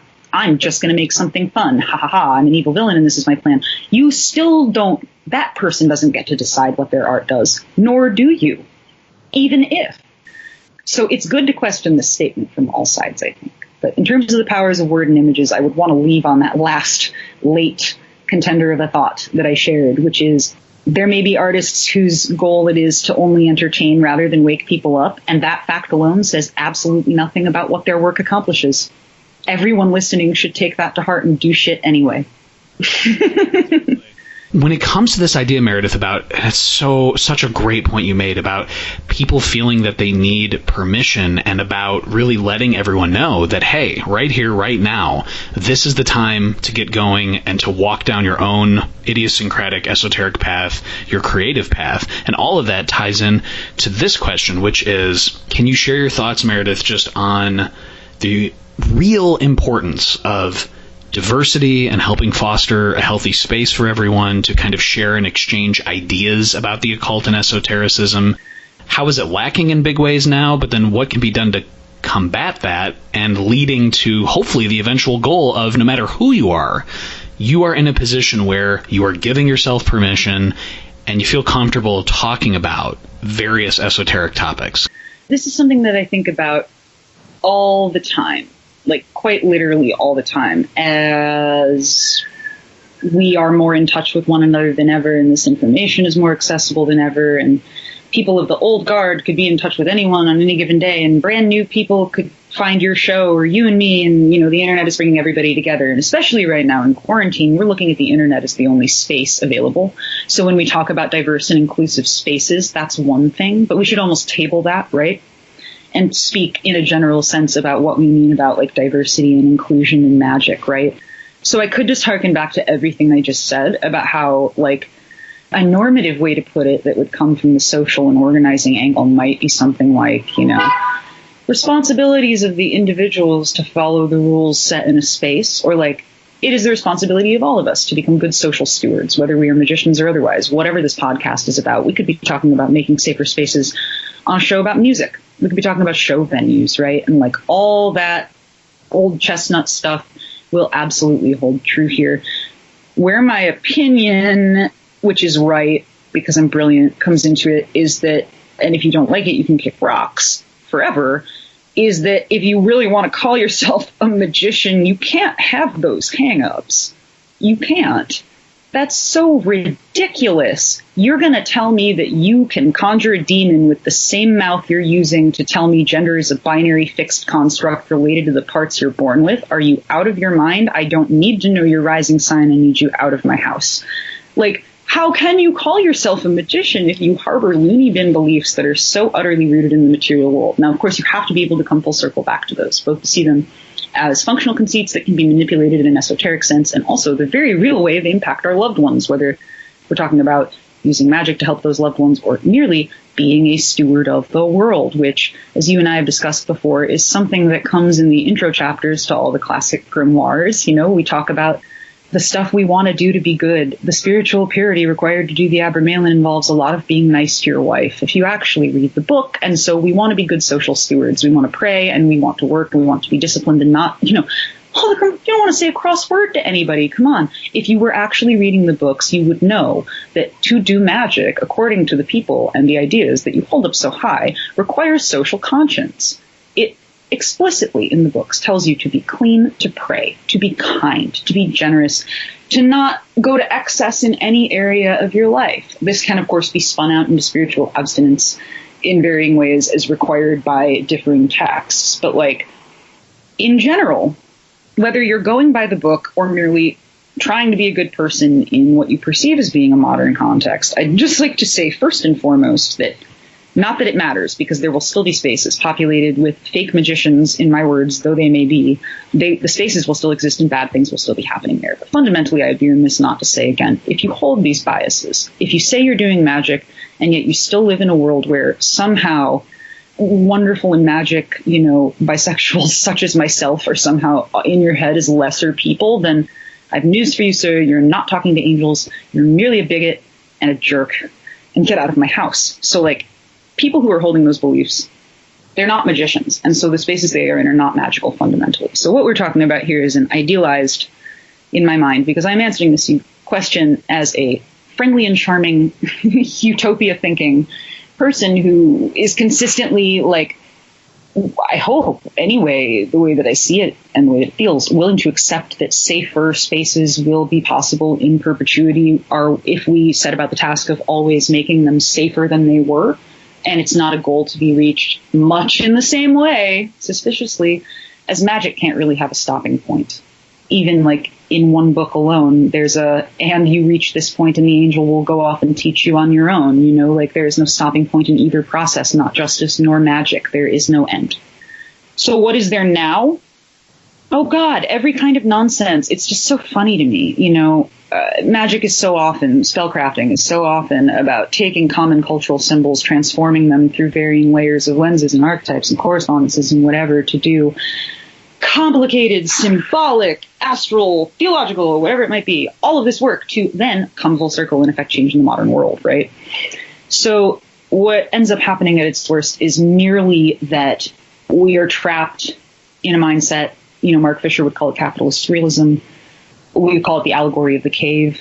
We would call it, suffering, whatever we would call it, all the words that the curtain in the world of Frank L. Baum and the Wizard of Oz, because fairy tales are better than any grimoire. They are grimoires. We call it that, and then we continue to replicate behaviors that place us firmly on the wrong side of it. We allow mundane power dynamics to implicate our magical spaces because our magical spaces don't exist without or even really outside of us. What determines a magical space is the magic being done in it through the embodied vehicle of people, aka you. So what do you believe? What do your friends believe? Even insofar as structures have to be a certain way, things like that. So really what we've done, no matter what the specific instance is, all the ways in which, per the question, the original question, that all these great qualities that we would like may be lacking and how to fix them, it's adjusting a magical mindset first and foremost. Because usually we come about these conversations from I'm organizing a DIY space and I want to know what to put on the wall. There's great rules there, and we're going to have those too, but I'm putting the onus on magicians here to really think about what they've accepted as truth that they should absolutely know isn't, and to look for all of those as being the beacons that should light their path towards seeing what's lacking and figuring out how to fix it, towards that greater goal of equality in magical spaces. Supplementary to that, though, I think if we're thinking now about, okay, despite all that, how can we create magical space? Now, maybe our silver lining in quarantine moment where it would be great for people to determine what kind of spaces can be made when no one can meet in the same space between yourself and people you trust who maybe in the past you've lamented not being able to do work with in person. Stuff like that. Now, if this work is you and, say, a friend who lives many hours away, and you're doing oniric work, sending stuff back and forth, taking notes with each other in the morning. Hey, did you get the word I sent you? Hey, that's super sick. If this is, oh man, I was going to write this weird mystical channeled album and my other friend was going to do all the visuals for it. Well, you're going to do that shit and then you're going to bring it to me at Kickstarter. We're going to run it like a project, right? But to wit, that is something that I think about in a positive sense about making spaces, is that as magicians, we're also allowed to make not just spaces, but whatever we want all the time. And they can look like whatever we want. And if you choose to use that power for good, then while you're doing all the social positive work, while you're effectively managing your own biases, while you're learning what you need per your relative place on the axis of privilege and oppression to be the effective steward you must be in your community as a well-rounded and adjusted person who also wants to live in a magic world where, basic human rights are widely accessible, the earth isn't constantly being exploited, and we no longer have cops, because this is my utopia and my guest spot on your wonderful show. So no cops in my magical future. We can start by experimenting with building spaces of our own, however they may come about. And now may be a fun time to do that if you are finding yourself generally removed from the people that you trust, you like, you want to work magic with. see what you can make now. Because a space, like anything else in the mind of a magician, can be made. So while we're doing the space making in real life, we can also feel, if we do so feel compelled, to consider the spaces that we can make already without input, permission, or even the risk necessarily of outsiders coming in that could poison or toxify our space. You must then only gatekeep yourself. The hardest task of all. Da-da-da. But you see what I'm saying, I hope. To that point, Meredith, there's another question from the Odd Lifter who is asking, how can people, Meredith, do less solve and more coagula, less cultural deconstruction and more innovation? And you just brought up a constellation of different things that we can really do individually and together to kind of improve the environment for healthy esoteric investigations and expression. But is there anything else that comes to mind to do less solve and more coagula? First, you need to solve the problem of giving a shit at all about what anyone else is doing. You need to solve your personal issue with not minding. I'm saying that not because I'm picking on you. I'm saying that because I love to make bad dad jokes. So please know that I'm not actually telling you that you need to solve your problem. I'm just an unstoppable corn nut ant dancing at a wedding in my constant life. I can't escape myself. I live in hell. Anyway, this is great because this is something that my wonderful cards teacher, again, Camellia Elias, says. She is super critical. She's always like a Japanese sword Zen master. She's always cutting away at culture, and she's always asking us to ask why, or really why not, of things. And so when we talk about less deconstruction and more innovation, there's only one very short, effective multi-tool that you kind of need to do both, because it's not solve or like merely extending the alchemical metaphor. Why would you want to do more of the second part? Maybe for this particular working, you need to do more of the former, but in either case, the result is going to be the unified whole that you're trying to have as a result. And so when we're talking about deconstruction and innovation alike, the shortest, sharpest multi-tool that you have is the question, why? How do we do more? Why? Because that is a question that makes a lot of people feel stumped. You come up to the edge of knowledge. You come up to the point of the uncanny, and you're like, well, why? Well, why? Well, why? Well, that's because you're still trying to answer your question with words. And oftentimes what we talk about when we talk about deconstruction is we think, because deconstruction sounds like a lofty word that comes from philosophy, that what we're deconstructing is ideas. I'd like to deconstruct a house with a sledgehammer because I've had a bad week, and that sounds fun. Deconstructing is fun. Deconstructing is innovation. We need to deconstruct to innovate. This is something the pandemic is teaching us in a very contemporary way, and it is unraveling mass cultural enchantments that we have held for a very long time. Like, how many people are realizing, no, there's never been a need for them to work in an office, that the structure of the office, the dress code, and the behavior code that it entails actually was never required for the work to get done. What would that mean? How many people have been enchanted into believing their jobs are necessary? How many people have been enchanted into believing that the essential workers weren't actually who we've now found out they were post-pandemic, right? Deconstructing is innovation, because what you're deconstructing can be common culture. You can only innovate from there. You have to do away with the facade. You have to do away with the curtain. You have to do away with the visage. And that is the only way to innovate. This is capitalist realism. It's the trap that we've predictably fallen into, where we don't know how to operate outside of it because it seems like an endless thing that was handed to us that we must remain in. But frankly, and thankfully, we are magicians. And so we should, why would we want to do less deconstruction and more innovation if the more deconstruction of the letters or the idea or the pictures you do, and the more you strip it down, the more innovative your sigil will be in terms of how quick you can forget about it and put the working out there. Like, it's not solve today, coagula tomorrow, and more of it. Don't separate the two. You don't have to. They're the same. Same crucible. Solve and coagula. Does that make sense? I hope the Oddlifter appreciates that as much as I do, because it's a reminder to not get bogged down by definitions and labels and naming things, and especially, worst of all, just kind of having this frozen, petrified, constipated view of a result that you haven't even attempted to go for yet, and you're already failing yourself before you even start. My book That's what we have said about this. If you go by the book, the words salve et coagula appear on the page as a sentence where one comes before the other. When you get it off the page and you're doing it, it's all happening at once through you. Try as you may to do more of one than the other, but it'll be you that's doing both. Annalise Antoinette with a listener question asks, Meredith, thank you so much for all your eloquent thoughts on such a vast array of intertwined subjects. Your perspectives, Annalise says, on various topics has undoubtedly expanded my worldview and brought more perspective to things I have taken for granted.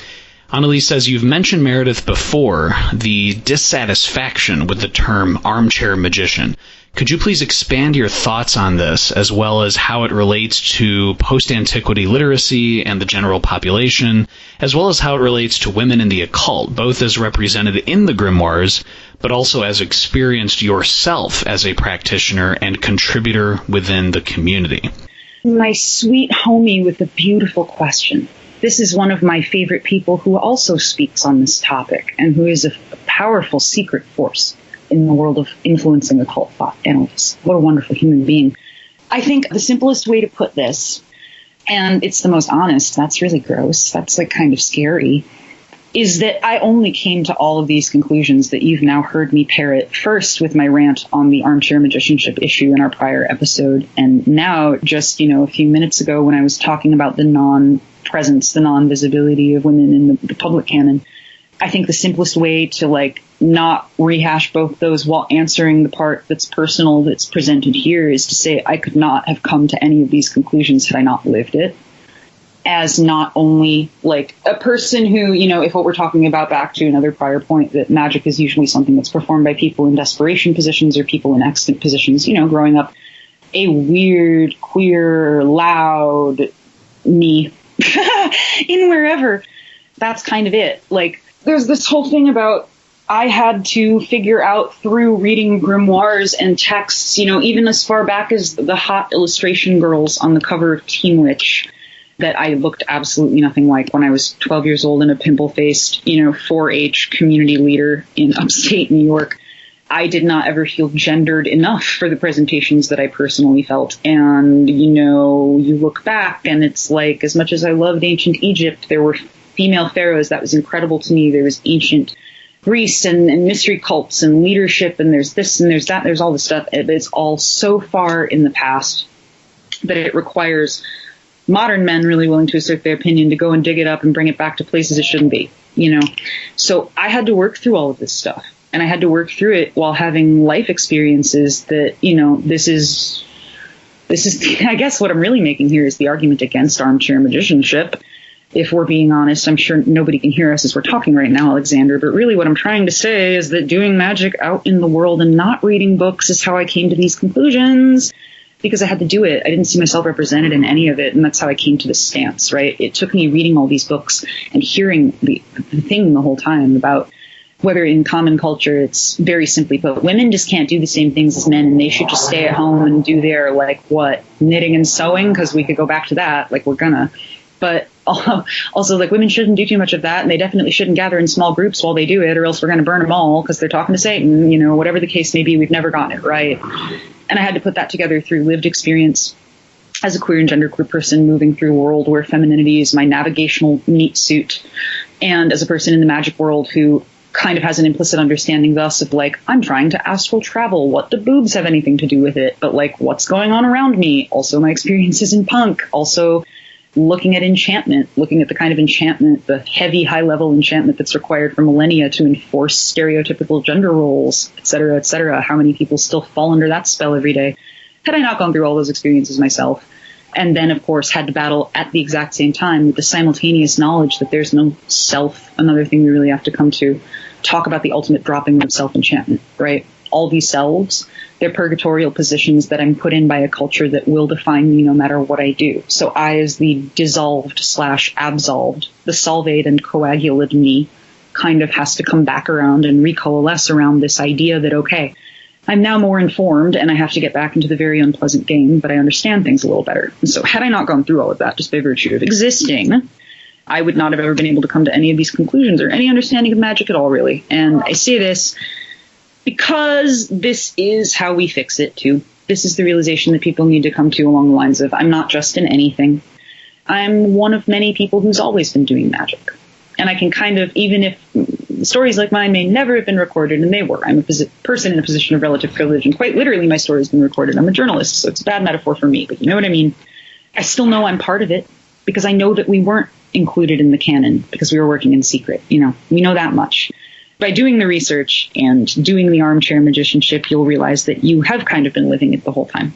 So this is where I really hope people living in late stage capitalism, as we all are, on the topic of that forgiveness over permission thing that can really sound rather harsh when we are constantly having to leverage our identities and what we're allowed to ask for. I mean, talk to people about what they're allowed to ask for in money terms all day long. It's really hard. None of us feel good doing this, but like, what do you need? What are you worth? What really matters? What's culture dictating? Where is this self? What do I need to do? What do I really believe being an armchair magician is bad? What does it mean? Placing yourself in that history based on your personal experience. Where do people like you fall in history? What can you find? What do you know based on the history of people like you that you can reroute back to magic? You know, these are things that I hope all people will do, no matter who they are, no matter what their individual identity or affiliation is, because it will just so quickly do away with any lingering dissatisfaction that you might feel, including me, who is a person who bothers to sit around and get grumpy about other people's choice to use specific terms, you know? Like, go out and do the work. My personal experience has been one that led me to come to these conclusions, which are mobile, you know, and they're flexible, and oftentimes badly explained as I go through them, simultaneously having realizations while legions of motorcycles drive past my apartment on a Friday afternoon. But it's a funny, messy question, because even within the best magic a person can do, and who am I to say, we're always talking about gods and goddesses. We're always talking about energies, polarity energies. We're talking about sexual tantra and sex magic and male and receiver and, you know, whatever the roles are. We're talking about the horned god and the goddess, Cain and Lilith, like whatever tradition we come from. We're always talking about, we're assigning genders to planets and an whatever system. You know what I mean? And so, like, per that, you just can't get honed in and dissatisfied with anyone's take on any one thing, and go to the places where there are people like you, look for magic, shot, reverse shot. And I got here by having to deal with myself all these years in the prison that is me. Thank you, Annalise. One of those direct kind of kinetic Malkuthian evidences of your experience is you have this amazing mastery to sew, and with seamstressing. And you learned to sew in high school, and you worked as a seamstress during and after college. And so for all of the magicians out there, Meredith, who they read in the grimoires about very important things about preparing yourself and knowing how to sew and how specific materia magica need to be sewn on, etc. Can you, Meredith, explain why is this such an important skill to learn, and just share with us about seamstressing in general? So it is super important. I will start there. I believe that functionally, I could get this out of the way, it's just a super important skill for anybody to learn. You need to be able to sew a button back on your shirt. So just do it. Look up a YouTube tutorial. Couldn't have even said that like 10 years ago. So just learn to sew. But here's a cool thing, right? So sewing is super important for literally all the reasons you just mentioned. You can look back through everything from like classical grimoires that require the sewing of magical garments to the wonderful embroidery in the Black Pullet that I'm extremely obsessed with, to, you know, cross-stitch charms and patterns of hex motif, to, you know, walking knitting, to, you know, even just people that believe that knitting, you know, the production of clothing itself is very occulted. Fashion is magic. How do we make these things happen? What is glamour? What is enchantment? So, of course, fundamentally, if you are lacking an understanding of how sewing and fashion and all these sorts of things like costuming and theater, to go back to where we started, if you're lacking an understanding of how all that is magic, well, something to consider. But here's another thing of why sewing is really important, in addition to the fact that it's crucial for a lot of grimoire operations, which other people who I know and we know could probably go off on a plank, having done like multiple excursions into the managing of certain manuals that require the manufacture of garments. Actual sewing is presented in grimoires, right? And then there's also this idea of like generally being able to sew as an important skill. But there's a way that I really want to tie this back into armchair magicianship that also relates to, again, the conversation that you and I have had about breaking things down into small parts, right? So if an armchair magician is a person who just sits and reads the book, and a not armchair magician is a person who does that and gets up and does stuff, with our knowledge that the grimoires are, of course, incomplete, then there's something to be said for the idea that the non-armchair magician does not read the grimoire, then get up and sew the magical garment. To wit, you are not an armchair magician if you enjoy reading the magical books, and then, an hour after you set the magical books down, you open your first YouTube tutorial and you learn to sew. Because the time it will take you to learn how to do this or any other skill, whether it is, and the skills to make the things are important, right? You've done a wonderful job talking lately about the consecration of magical tools.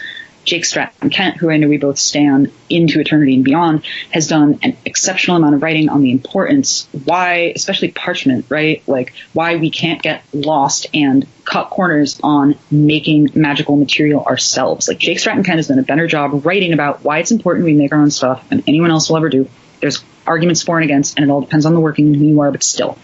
Armchair magicianship isn't you pick up the grimoire and then you read it for a few hours, but you don't stop there, you then get up and do it. That's not necessarily it either, because you have to have a ton of base level skills. Last time we talked about base level skills in thinking and understanding and reasoning that can lead you to do magical thought operations. This is kind of the material equivalent of that, right? So why sewing is kind of super important as a magical skill is because it's one of many tactile skills. And I have blacksmith friends, Marcus McCoy, Cody Dickerson, who's been on your show, brilliant. As absolutely magical as they were, I only know this, I believe both of those men who I just mentioned were born fully formed blacksmiths. They were actually born from like a bucket of quench water. Both of them are terrifying gods who are to be feared and respected. But functionally, I know that people hit their thumbs and burn themselves all the time, right? Like, it's not you read the book and then you can do the magic perfectly. It's you read the book and then you just continue doing the thing. Armchair magicianship, anti-armchair magicianship isn't 1-1. Blacksmithing, sewing, baking, all of that stuff on that big Paracelsus list. The Paracelsus list is what makes sewing an important magical act, or baking or blacksmithing or anything else. It's because only through hands-on work, and again, it doesn't have to be 1-1, the work you read off of the page in the grimoires. As long as you can understand that at some point you might be doing some sort of working for which sewing would be important, then sewing is important because it is your magical work. I am severely hoping this makes sense, but I know it does because, I can do it. I just hope I'm explaining it well enough.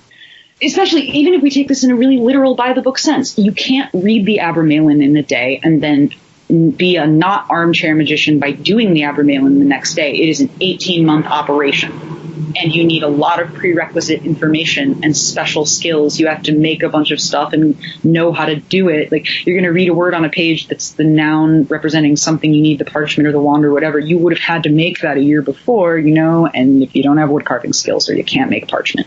So this idea, why is sewing important? Because skills are important, because more than the names, more than the seals, more than the duration, more than the memorization, more than the conjuration, all the Asians. Let's be Asian all day long. There we go. I can come up with more words. More than any of that, you actually have to know how to get to those words.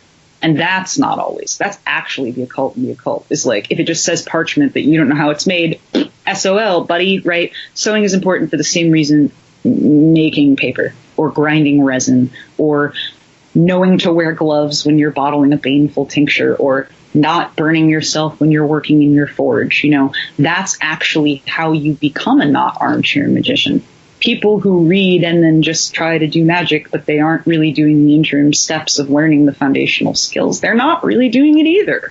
They're not armchair magicians. They're just magicians who refused to take art classes and didn't have any fun. Sewing is an important skill. Also, just you should be delighted, because you don't need to hear it from me. You should try it, and you will instantly see, if you have magic mind, why this is important. If it doesn't quite click, but you think you get what I'm driving at, well, maybe for you, playing guitar is the act that becomes the rhythmic chanting pattern, or steadies your breath, or allows you to drift off into trance work. This is another reason why I would argue, from its own separate perspective, just one reason why sewing is important, because it's trance-inducing work and because it's generative work on both of those accounts. Sewing, needlework, fiberwork, chanting, charming, psaltery, repetition, walking, movement, kinetics, these are all synced in the long history. And that's even before we get to the history of making textiles for magical purposes, or the very thing of generating something out of nothing, akin to how, fiber can be woven. If whole velvet curtains originally start from a worm's asshole. Silk velvet curtains start from a worm's butt. You know what I mean? We're not deluding ourselves when we say that textiles are magic in and of themselves, but you might have to try making them to get that. You might have to scream that knitting on double-pointed needles, knitting socks is so complicated. It's absolutely witchcraft. You're throwing it down and you're never trying it again. Even if you don't, you know now. Now you know why this shit's important. Excuse my French. I'm swearing more about knitting and my passion for knitting socks than I have for anything else. But this is why it's important, because just like magic, no explanation I could give you in response to that question would teach you more than you'll learn by doing it and figuring out for yourself why it is magic. And then once you get that, you can feel qualified to take it to the grimoires. Annalise says, "Hi Meredith, please talk with us about Stitchcraft. No concern of pearls before swine, as we know your magical ability to skein foul knaves alive, gauge a needle in their eye, bind off their final row, and cut their yarn faster with freshly sharpened shears. Weave for us then, Meredith, the tales of how this cunning craft first inspired you. Please share aspects of your own personal practices with sewing. Please share how we might incorporate Stitchcraft into our own practice. And finally, Meredith, please share how you envision your role as continuing herald in the revival of this sorceress art." My jaw is on the floor. My jaw is absolutely on the floor. Just first of all, I want to put that out there. And in a sidebar message, just for the ears of the person who asked that question, in answer to the larger question that I know is being asked here, okay, we'll do it this year. And I'm just going to leave it at that. So, Annalise, all right, it's finally time. We'll leave it at that, right? So to answer the question, now that that's been put out there, and it's not for anybody else, so don't worry about it. My personal history with sewing is that I was punk when I was a kid, or like I wanted to be, home ec in school, and becoming a feminist at a young age and pretty quickly realizing, if not it's all magic, at least it's all underrepresented, and domestic work and things that get pegged to be domestic work are genuine labor. They take tons of skill. Handicraft is beautiful. I love old stuff. I'm shopping at thrift stores. I love old clothes. You get back beyond a certain point, you start to see everything was handmade. Those are the areas I like. So I got really into it. Senior year of high school, lucky enough to take a sewing class. Turned out I was the bad kid who ended up sitting in that teacher's classroom for 5 periods a day. I became very passionate about sewing. I went on to take what I'd been doing as a passionate lover of archival textiles and a person who wore and still wears mostly vintage, like really, really, really old vintage. That's what most of my clothes are still to this day. I've been this way since I was like 14. And learning how to sew and do repairs and stuff like that. I then went and I became, not only did I sell vintage and alter it for a little while here and there and on Etsy and shops around, I was a costume stitcher under a brilliant designer and stitcher at the theater at my university, which was how I learned a little bit of technical stuff like corsetry. And then afterwards, while in and out of doing all that, I never really got into making my own clothes so much as alterations, which originally was like tailoring vintage replication, and then later became what I did for a long time in my 20s, which was like prom and wedding. I specialized. I did a lot of alterations. I like to do repairs. I like to make existing things better. I really, really like to, because that's like alchemy, right? I'm taking this like unrefined material. I'm taking this terrible like J. Crew suit that's like a size too small and fits weird from the thrift store, and I'm fixing the shoulders just enough so it now looks that way on purpose, and I look like I'm in the Rolling Stones in the late 60s, and I go from looking like a dumpy substitute teacher to looking like a hot sex satyr in like 3 seconds, and it's only because I took home ec in high school, right? So that's my history with sewing. It's awesome. My history with sewing is everything from like putting back patches on everything I own to like mediating mother-daughter arguments in dressing rooms when I worked at the highest volume prom store in the Northeast for like a period of years, talking about how, oh no, there is actually no problem with either of you in relative terms. This is a dress off the rack, and here's the enchantment that the fashion industry has put over people to make them feel like their bodies are so bad that they must improve by buying stuff. You know, this was me as a seamstress, right? I had kind of a crazy reputation, but I got a lot of work. I did have a business card with pentagrams all over it. It was great. And people still called me. My boss at the time did not think they would. They thought it would put them off. It didn't. That is awesome. So I had a Stitchcraft themed alteration business card. If anyone is listening to this from my hometown, they may be able to go to the place I used to work and like find it. because I think Stitcher Seamster Sorcerer may have been what it said. And this was like 10 years ago. So I've been this goofy, and someone may be able to verify that. But of course, now I'm lazy, so I'm getting called on the carpet. The practices that I would suggest for people that want to get into sewing are pretty much the answer that I just gave, just learning if you don't know already. If you do know already, do a lot of research into places where sewing and magic have intersected. I love, of course, to look at the larger Vedic of culture and think about how glamour became the fashion industry, how occulting means that we take the domestic arts not very seriously. And we don't really always believe that domestic arts like sewing, cooking, crafting, design, along with things like childcare and sometimes gardening, are important or worth being paid. You know, this is Sylvia Federici, the author of Caliban and the Witch, but in her first work, you know, Revolution at Point Zero, Wages for Housework, domestic work is work, and sewing and textile work is lumped in with that, up to a point, like a lot of other things, when the most famous and influential fashion designers in the world are men, of course. But for the most part, we don't think of sewing and fashion as important. We think of those as women things. They're very trivial, or they're handicraft, or they're very folky. And then, of course, Karl Lagerfeld, most important fashion designer, you know, Versace, all these really important, well, they're men, they're designers, they're great and they're glamorous. Well, that sounds to me a lot like the contrast between cunning women and folk magic and like big lofty ceremonial magicians in the really expensive looking robes. I don't know, could be a parallel, but that's for someone else to investigate, right, Annalise? Anyway, some suggestions that I have for people are to take everything I just said and try it out. But also, you know, think about how sewing would fit in to magical arts from other aspects, like the alchemical idea of transforming things through alteration or dyeing fabric. The idea of de-enchanting things, because de-enchanting anything, this is back to our Solvay Coagula thing, it kind of re-enchants yourself. It re-enchants you with the idea of learning and your own capacity and what's possible. How are textiles made? If you don't want to sew, well, I don't know, do you want to know what your car seats are made of? Do you want to know the great history of, if you're an herbalist, do you want to know outside of plants being used as medicine or plants being used as magical allies, do you want to know the history of hemp as a textile? Fascinating stuff in the Bible. Should look into it. Real cool. You know, you can look at stitching and fabric in the same way you can take magic. You can look at, it's one of those things that's as universal as humans have always been. You can kind of look at it in every, or look through it at every point of culture otherwise. So sewing and magic, those are two mirrors that when you point them at each other, weird things happen. So that's the big thing that I suggest. And if I have a role, how I envision my role in the survival, well, I'm the alterationist standing behind you as you examine yourself in the interstice of those two mirrors. I'll leave it at that. So, Meredith, as you and Josephine McCarthy have stated before, when it comes to magic, and whether that is being a seamstress, whether that's engaging with a grimoire, whether that's research, whether that's active practice, that a lot of magic comes down to patterns. And so how do you work with patterns esoterically, with sewing and otherwise? And for instance, when might you, Meredith, know if you've been stuck in either a loop / like a no progress pattern versus actually using the pattern to kind of surf the esoteric waves and achieve some kind of result? Can you just kind of talk to us about how this ties into patterns overall?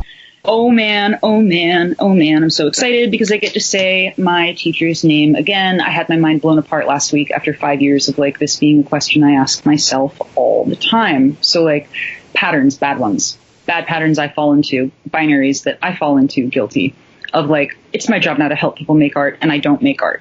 So already I'm cutting myself off from perceiving what I do as art. I'm also cutting myself off from allowing myself to see myself in any other position other than a helper, right? So I'm in a bad pattern, let's say. Oversimplified. How do I know when I'm stuck and how do I use it, right? So my wonderful cards teacher, Cornelia Elias, in an earlier session of the class that I'm doing right now, in a conversation about how we identify personal omens, how we know, when we know that something is a sign and we're like, oh, that's got to mean something. How do we know, right?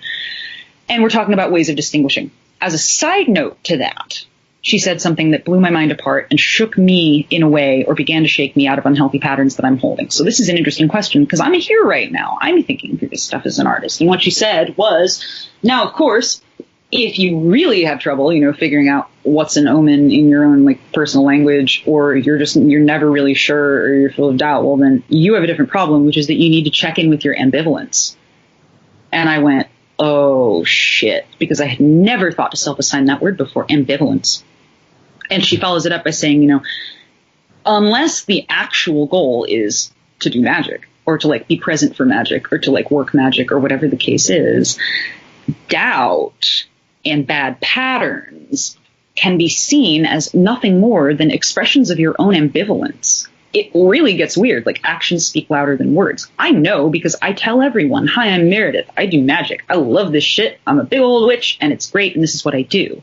But if actions speak louder than words, to like way oversimplify this in my own terms, like, are my actions actually showing here via these patterns that we're here to discuss that I might be more ambivalent towards my stated goal than I'd previously considered?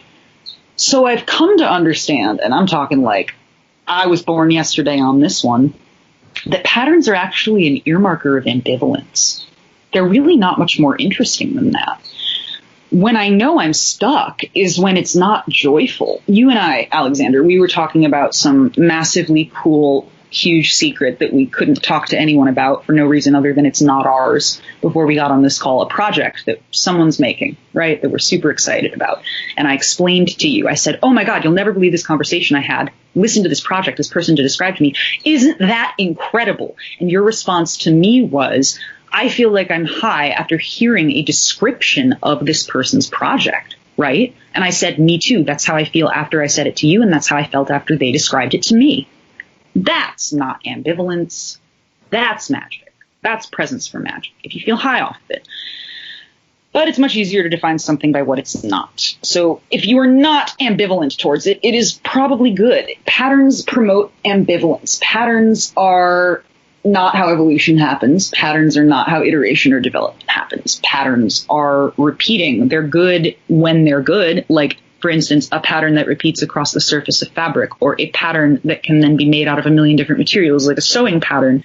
But the patterns that we fall into, that we follow, like, I want to follow the sewing pattern because I would prefer that I end up with a raincoat I can wear rather than, say, a tuna fish sandwich. That's great. I'm going to do the pattern, right? If the pattern I'm in isn't going to get me to a place I want to be or give me something I want, then it's probably a feedback loop I'm stuck in because I'm more ambivalent about things than I had previously considered. So from there, that's actually, I believe, the answer to how to then use the patterns, because that's a wonderful way of phrasing it. A lot of people will say, oh, I'm stuck in this negative pattern. And then they'll say, because I had past life experiences, or because this is the worst is because this is just who I am and I can't possibly change. It's me. It's my personality. That kind of argument. Being able to instead, like, use the bad pattern, figure out some way to make it useful. A thought that came to me in meditation, strangely enough, from a few weeks ago, related not to this, but a different thing I was thinking about, was that everything works for me was the phrase that popped into my head. Like, if it works for me. If I don't feel like it's working for me, it's my perspective. So what if I considered that everything in my environment actually works for me in some way? What if I tried to see things that way? And that was an experiment that I found myself doing for a couple of days, prompted by something I know not what. But that's one way of thinking in a pattern, because I have fallen into the pattern of everything is working against me. It's a thought pattern, but everything works for me puts you in relationship with your world. Whereas everything is working against me is like an unknown, right? So I'm not saying for, against, I'm not saying apply what I just said to like your particular set of problems. I'm saying that the way to use patterns is perhaps to identify them based on this idea that a pattern could represent an area of ambivalence, and then say, oh, okay, I can now identify ambivalence because what I'm doing doesn't seem to sync up with this goal that I'm trying to achieve. If I'm in this loop and I have to keep doing it, well, it's not a pattern that I can't possibly break because it's ingrained in my personality. Well, no, it's like, okay, it's a repeat action or a repeat thought or a perpetual modality or a bad habit that you need. I mean, there are bad patterns. There's things that we do against our own detriment. And then we have to figure out ways to like morph those, even if the best we can do, which is really, really amazing if we can do it, is just the simple act of using the pattern as a way to go forward to measure your ambivalence towards an actual topic and reroute from there. It may not be the perfect explanation. As I said, I am in the throes of these conversations with myself, and wiser people than me are causing my thoughts to shoot off in all sorts of different directions. But in general, where I've recognized patterns and come to see them now as indicative of places in my life where I may be more ambivalent than what's coming out of my mouth leads one to believe, then I can kind of look at this as, okay, well, if I came to these conclusions that a bunch of stuff doesn't work for me, I could just as easily come to the conclusion that it does. And if I'm going to be doing a pattern anyway, it's one thing I do think like. I do think like this because I do fall into patterns quite a bit. If I'm going to have a pattern anyway, why not pick which pattern? That's another way to get patterns to work for you. You just identify that you're a pattern person and then replace the one you're in with a better one. That's another way to do it. Or replace what the pattern affects, right? If I know that I'm a pattern person and I'm like I'm having this negative hobby, like, okay, here's a real one, Alexander, and you can actually validate this. I have a pattern problem of running my mouth. I have a pattern problem of swearing a blue streak, regardless of the situation I'm in, because that part of my prefrontal cortex shuts down. And suddenly I become a person who writes all sorts of explicit lyrics again, and I just start launching off and swearing. It's a very bad pattern. I get really into conversations and I lose track of my thinking, right? So a bad pattern that I am in is just saying whatever I want all of the time. A way to use that pattern is to say, like, what if I allowed myself to say whatever I wanted on this subject? Or what if I gave myself a pattern replicating outlet to say whatever I wanted? As in, I know that I'm going to say whatever I want all the time. What if I actually use that as generative energy? And every day in the morning, I wrote for an hour on a blog about whatever I wanted. Or really, if it's a very negative, if you want to go the transmutation route, you take a jerk like me who can't keep their mouth shut, right? And you multiply it to the power of an understanding of personal privilege, and you try to get someone like me into positions where I can speak as an advocate for people who maybe don't feel safe speaking up on their own. I can transmute my gnarly tendency to say everything S's, D's in H for E and actually use it for good, hopefully, right? So there's a couple ways to use patterns. I'm figuring it out. Check back with me in a few months. I'll call you and you can record that, and we'll see how I'm going. I never thought about it like that before, Meredith, about patterns basically being an expression of ambivalence and how you recognize you're in a negative pattern and work to replace it with another one. And I think that actually touches on a question from one of your friends and coworkers, Danelle. I'm so excited. I was supposed to, now is the time for disclosure. I was going to do your lift on this, or attempt to, and try to solicit listener questions of my own, but I'm forgetful and small-minded. And so, of course, 10 minutes before, as I'm talking to a good friend of mine, a brilliant computer person that I work with, my friend Danelle, we talk a lot about computers and magic. I'm like, I'm doing the show. He's like, I have a question. So here we go. I'm so excited.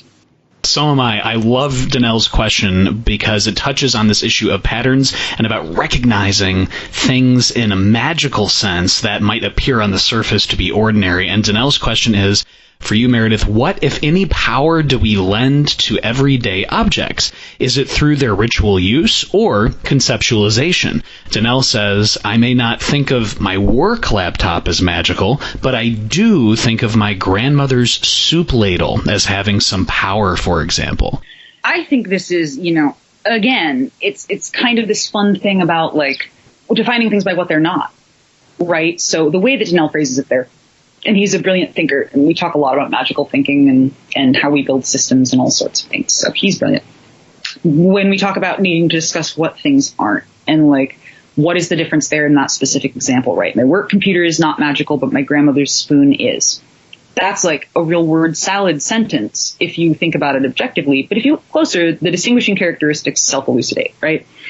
So the idea is, for when it comes to questions like this, and when it comes to you, Alexander, and the piece that you did recently about the enchantment of objects and the consecration of objects, right? There's this idea that what makes an object special, again, back to what my teacher was saying about omens and our ability to identify them. This is kind of that same question that the side comment about ambivalence ended up coming out of. But the original question was one of, how do we know when we know that what we've seen is an omen, right? And it requires, again, a definition based on everything it isn't. So when we know something is an omen for us is like when we know that an object is imbued with magical power. And in the case of the way Danelle phrased this question, I think it's really great because it's my work computer is not, my grandmother's soup ladle is. Well, the work computer is something that, even as the phrase work computer, you've had a work computer before at the last place you worked, and a work computer before that at the place you worked before that, and you'll have a work computer every time you work at a place where you have a computer, right? Grandmother's spoon, one thing, no similar object in the world. It is your grandmother's spoon. Its identity will never change. Your grandmother's spoon will always be this one spoon you're referring to. It's you, your grandmother, her spoon. Work computer transits with you. What you have is the idea of work computer and how that changes. Your grandmother's spoon, there is no simultaneous object that is also called your Danelle grandmother's spoon that is the spoon you're envisioning. Work computer tells you the importance of that object, right? So it's this unlike, unsimultaneous thing, for sure. But then, of course, when Danelle and I have actually had this conversation, one thing that he has said to me in the follow-up, and I'm like, so there's this. And he goes, okay, now, of course, there's this idea of like my computer, my personal computer. And I've named every one I've ever had. And I went, there we go. And so now we go deep into the idea of the special object and how special it is, right? So there's my grandmother's spoon. No alike or simultaneous object can be that. It is imbued with the magic power of its oneness. It is in its complete form. Philosopher's Stone, my grandmother's spoon. See you later, right? Work computer concept. You're not attached to it. My computer that I have named and I have a relationship with, right? That's in the metaphor that we could extend. That's my intermediary spirit in the Virum. That's Cyrillin. My intermediary spirit that I use to go through to every other thing, which may, in the idea of the servitor server, be the computer that is mine, that is named as my home network through which I route all other information to work computers. That's your intermediary or your tutelary spirit, right? That's your computer. And so you do go a little harder with that. That is your primary bond. You give it a name. You imbue it. It's not my grandmother's soup spoon, which is one object you can visualize. It's my computer given a name that I'm in a pact with to work for me. So we see where we're going with this, right? So to one extent, especially when we're talking about like I love the spoon versus the work computer that then extends into the personal computer metaphor, because this is really what we get to when we get to the power of objects, is that like everything else in life, it operates on a sliding scale. So if we walk it back from work computer to my personal computer, then we can explain why objects and how objects are imbued with magical power, because from there, we look at the perception of the object as having a personality or capability or what it can do, and then we can scale that out in relationships to groups of objects that we have a lot in common with. So someone with a personal computer who's a computer expert who looks at a lot of computers, right? So this is obviously very similar to like working through a spirit system in something like the Virum. So you're using that thing where, to extend the technology metaphor, because as you know, I love to talk about computer magic, right? Some servers in some countries in the world, there are traditions where you must keep a certain kind of snack on top of your server, because that's how the computers stay happy. If you eat the snack, or if you touch the snack, or if the snack is not fresh, all of your systems will shut down and your computers will melt. In that case, that's a pretty obvious metaphor there. You're making a food offering. When the food offering is no longer bad, the spirit starts acting up. You're in a pact with that server to keep the snack fresh. If you don't, it doesn't keep its end either. That's cool. Then there's your personal computer that you name at the other end of the spectrum, who's your intermediary spirit that you do. Some things just require small offerings. Some things require knowing a name, having passwords that change. Am I talking about computers or demons? Who's to say? This is where we're going with the conversation about what constitutes a magically imbued object, I think. It can be created, it can be found. It's largely about phenomenological perspective. But I do love my friend for asking such a very smart and cool question. I'll say that. Yes. I hope. I loved Danelle's question, and it was funny when you were talking about computers, I was like, in terms of having a infernal, like, magic relationship with a computer, I think of our mutual friend and colleague, Sam Block, who writes, 100,000 words in, 2 days? I mean, seriously. Is a computer, and who is absolutely, like that's, I've said now a few times on multiple episodes of your show that Sam Block is someone who I have looked up to for so long, someone who is so smart, and someone who I admire really specifically because of that mutual navigating of the tech world and the magical world. And talk about somebody, to return to a very early question, who definitely has figured out how to use the intermediary or tutelary screen, someone who has really figured out how to access the ether and transmit themselves across it to the, massive spiritual advancement of many, is Sam Block. That's someone who cannot be stopped. Someone who I will remain in awe of. So let me toss that out there. In terms of magicians who are good at computer, Sam Block for president. 100%, absolutely. And somebody else. No, let's just briefly shout out all of our friends who are doing, anyone who's doing magic on the internet right now in a real one way, where they're making the information that they create available to people who want to learn. A lot of whom have been on your show. Aidan Wachter, Dr. Al, people who are doing classes, people who are brilliant in keeping everybody occupied and from going nuts during quarantine.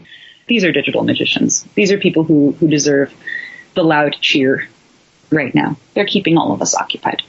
We have another listener question, Meredith, from the Odd Lifter, who says, quote, "You are a badass vocalist, Meredith," and that they've also say they've been a fan for some time. And the Odd Lifter's question is, do you, Meredith, have any thoughts on evoking spirits to the purpose of furthering research, acquiring skills, influencing creativity, or setting up circumstances to make those things happen? I do have thoughts about that. The thoughts are that it's great. You should do it. That is a really funny question that comes on the end of a compliment about performance, because that wonderful patron of yours sees a through line in my work, because conjuration and invocation, in performance is invocation, that is definitely and explicitly one of the most useful metaphors at hand for why I think that kind of thing is efficacious, because there are definitely a lot of different ways that one can work with intermediary spirits that are, it's always wonderful when people start to look at the Solomonic canon and you get the giggle. Why should I want to hang out with an owl that will teach me gem sciences? Why do I want this? I don't really understand. It's kind of like a lot of people's pervasive first, yes, because I'm going to put my ass on the line with demons to learn about minerals, right? It's definitely a question a lot of people will have at the beginning, but the fact of the matter is, invocation, evocation, Solomonic, however you want to do it, there is nothing you can't learn if you love to party with spirits, and especially when it comes to that wonderful example of invocation for performance, yeah. I think that, there are a lot of different ways to go about coeducation. I'm trying very hard not to sound prescriptive here, because I do believe that the individual operator should absolutely be finessing that for themselves. That is one of those things that is so personal, I would not want to even overspeak on the topic, because what you do kinetically versus how it fits into your belief structure versus what you wish to access and are aware of versus what may come for you is going to be a highly individualized experience. But I will say also that I don't believe it's necessary for people who are interested in this to, per se, go directly to, say, the Notoria. You don't have to go to the Arts of Rapid Learning. You don't have to do any specific, I don't suggest for any one person, any one knowledge for more, or any one particular spirit who is supposed to teach the arts and science, or whatever the case may be. I definitely don't actively suggest that as being the method. I, in fact, invite people who are interested in learning things. Nobody randomly stumbles across usually and says, ooh, I think out of the whole selection, I will randomly want to learn a subject I have no interest in, right? It's another one of those things where, what is it that you want to learn? How does magic fit into that? Figure out who you could contact. Because, of course, this is cool. We get back into, most excellent book and what we talk about when we talk about that era of conjuration, where it became very in vogue to invoke great magicians and historical figures in addition to the spirits and the angels. I need Paracelsus here to help me write this email, so I'm going to call him too. Think about how that could apply to things like performance or creative work or learning. You probably don't want to start by looking at all the spirits and demons and entities who've ever existed until you find the one you think is going to work for you. I suggest that people who are interested in seeing, I've joked a lot about writing a self-help book called Better Living Through Satan. This is something this is a self-help manual that I want to write, Better Living Through Satan. And I really want people to look at their life as it is and figure out where magic fits in. And then if people are interested in working with spirits or how magic work can sync up in this way of having a tutelary presence or learning, look into what it is you want to learn and where magic can fit in. Because even if you don't see a direct through line, there's a dead guy you can conjure. And people have been doing that for a while. So maybe try that. Play around, see what happens. I don't want to tell anyone to do anything. I will tell you, I went prattling on myself the other day in a different context about how if given the opportunity to, I needed to think about tutelary spirits for something and was pondering this idea of, people will conjure dead magicians and people will do all this. Well, what about, if we're talking about somewhere between a magician and a mythological creature and we're talking about the authorship thing, all right, well, fine. I said at the moment, well, why don't I just see if I can ring up Fulcanelli? And then I paused and realized, in context, it was the single worst thing I could do looking for a tutelary spirit, a man whose identification is only known because of the one student he had.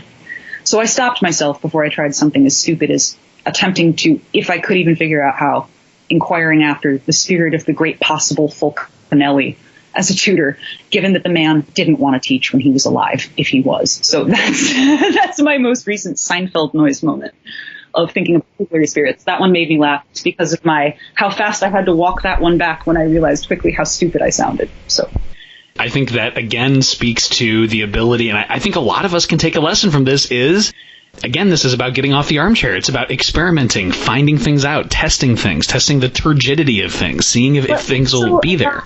Reading the books in the first place, because if you don't know anything about the life of Fulcanelli and you try to conjure a man who only had one student his whole life as a teacher, I've read the books and I was still almost that dumb. So it's also an argument for armchair magicianship. Read the books twice if you're me and you don't have great forethought. This actually touches on something that so many people discuss and they kind of bring up in addition to the armchair magicianing and the actual practical magicianing, and that is how astrology kind of factors into this. We do have a listener question, Meredith, again from Annalise Antoinette, who is saying, how big of a role do you feel magic played in fueling your public career in terms of supporting it and lining up opportunities in your favor? You, Meredith, have undoubtedly put in the physical and mundane time and study and practice in music and in business, and you have the Virgo mercurial gift of exquisite communicative abilities. But, Meredith, how did magic and your craft intersect in all the aspects of music and business? That is a fabulous question. Among a litany of fabulous questions from our brilliant friend. And this is actually something that I think about and I talk about a lot more lately, as I simultaneously realize I shouldn't, because realistically, I don't know. This is one of those great things where, Crowley's spitting and kicking the wall wherever he landed after he passed, going, this is when you're supposed to say you don't know. This is when you keep it secret. But not really. It is all the same. And one thing that I've encountered, and I've said this to you too, if I'm in MTV world, it's you're here, you're in MTV world, you're doing all this stuff, you're talking to all these celebrities, but you're talking to them about astrology. And I go, uh-huh. And then there's other people, you're here and you're at this conference and you're talking to people and they say you help them with their Kickstarter campaign, but you work at this, you were a band person, but you're a magician. Uh-huh. Well, how do you do both? And I go, yes. Of course. And then I just nod. And I shouldn't be clarifying this because it's nice to look at the sum total of the things. Yes, on TV, yes, this, that, yes, the other thing, but it's magic first, witch first, everything else second. Because not allowing myself to be restricted in any way from allowing those things to happen when they presented themselves, and always, okay, magic first. What's this? Sure, why not? Okay, cool. Follow my gut, go with the omens, do what you can, read the tarot, keep reading, do your practice. But in general, it's difficult because it's almost it's not about how me doing specific acts of magic, say, got me a job. Because trust me when I say, there is no moment in my life when I thought I would be Kurt Loder. I never asked for that. Quite literally, I got a random call one day asking me to come in for a screen test. After 4 of them, I found out what the job was for, and they were offering it to me. So I didn't go asking for this weird job when I was the host of MTV News. I definitely did not think there would ever be a moment when that would be, not that I wouldn't want to do it, not that I couldn't dream of doing it, just that it didn't enter my mind as something I was aspiring towards. So at some point prior than that, the decision was made magic first. And magic first can allow you to go wherever you see is open before you. And magic first means not seeing anything as closed. So I have always kind of giggled at people who have the, like, very Ally McBeal, like, you know, working woman, career girl, mom, witch, how does she do it? You know, it's the same thing. Who cares? I'd be bored if I weren't doing it this way. And that's how it happens, I guess.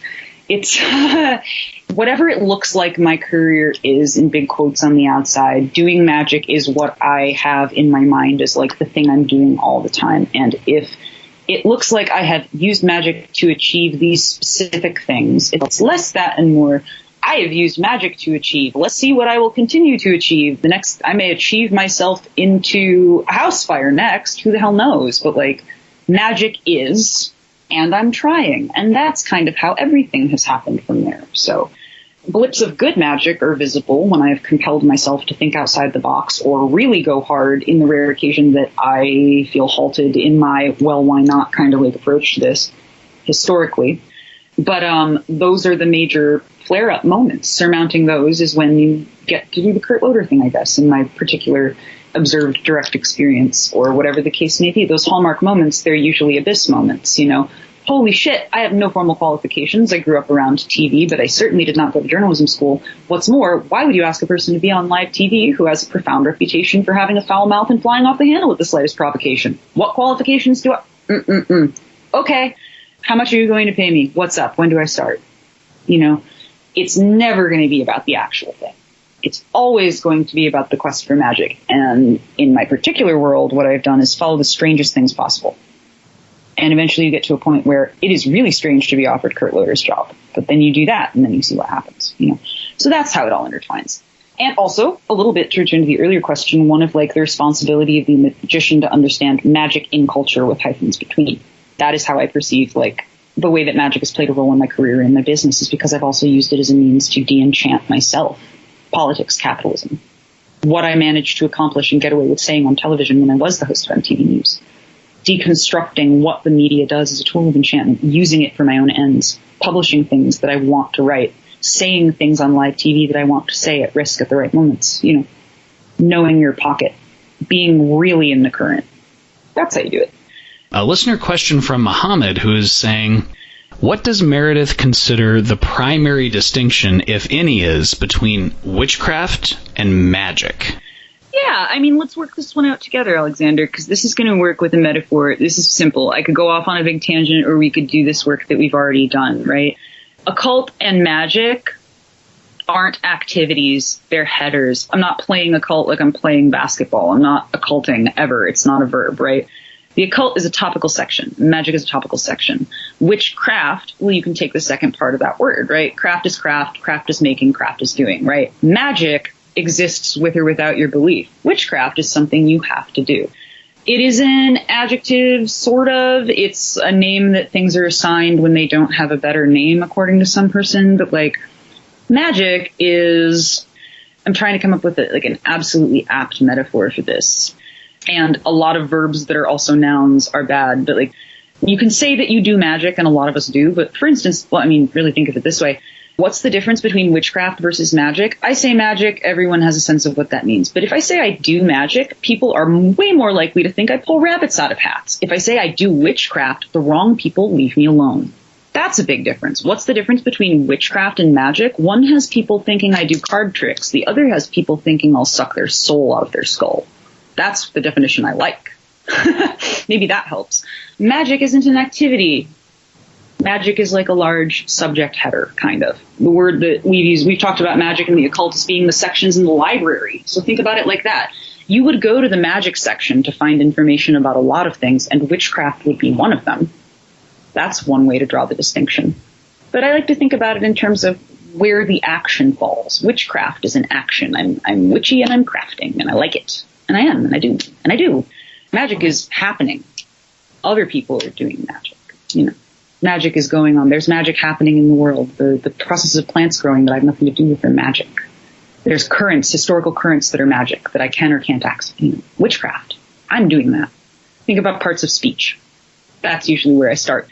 whenever I have to attempt the embarrassing dance of trying to peg any definition to an occult concept, which is just so futile, that's a good place to, am I doing it? Am I reading? Am I learning it? Is it accessible to me but outside of me? What part of speech is this thing really? That's where you're going to find your definitions. No, I'm sure, Muhammad, and I know I appreciate the delineation between that. Just something to keep in mind for this conversation and others.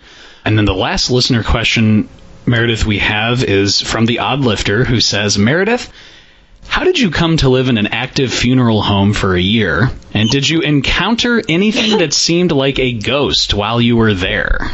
Oh, the funeral home was really fun. The story of how I came to get there was really neutral. It initially started as just a benevolent situation where a roommate of mine, a very talented camera operator here in New York, who's a roommate of mine when I first moved here, had a friend who's moving. And in New York, you know, as with anywhere else, if you have a good deal on an apartment, you can pass the lease along. Your landlord appreciates it. Your friend doesn't have some explosive rent or have to go looking, blah, blah, blah. So my roommate offered to take over a lease for a friend, right? And then you move in, and I realize it's the former mortician's quarters above, and at the time, since closed, fully operational funeral home. So that was just luck and being in that situation that like led me to live there. But oh boy, was I ever delighted. The best thing about it, I always joked, that the neighbors were very quiet. I didn't have to worry about walking around. I could tap dance at night, and the neighbors were never bothered. But ghost stuff, it's not fancy like that. What's the difference? I mean, what is a ghost here? Like ghost by some people's I don't know. Ghost, spirit of place, dead hangers on. You know, am I here? Am I just going to be like having these experiences because I live above this place where there's spirits? Am I going to be at a remove? It's almost as if I do have loud neighbors living downstairs. Is that the kind of interactivity that I'm going to have? Is the downstairs basically like a speakeasy for the dead and I'm just going to be living above it?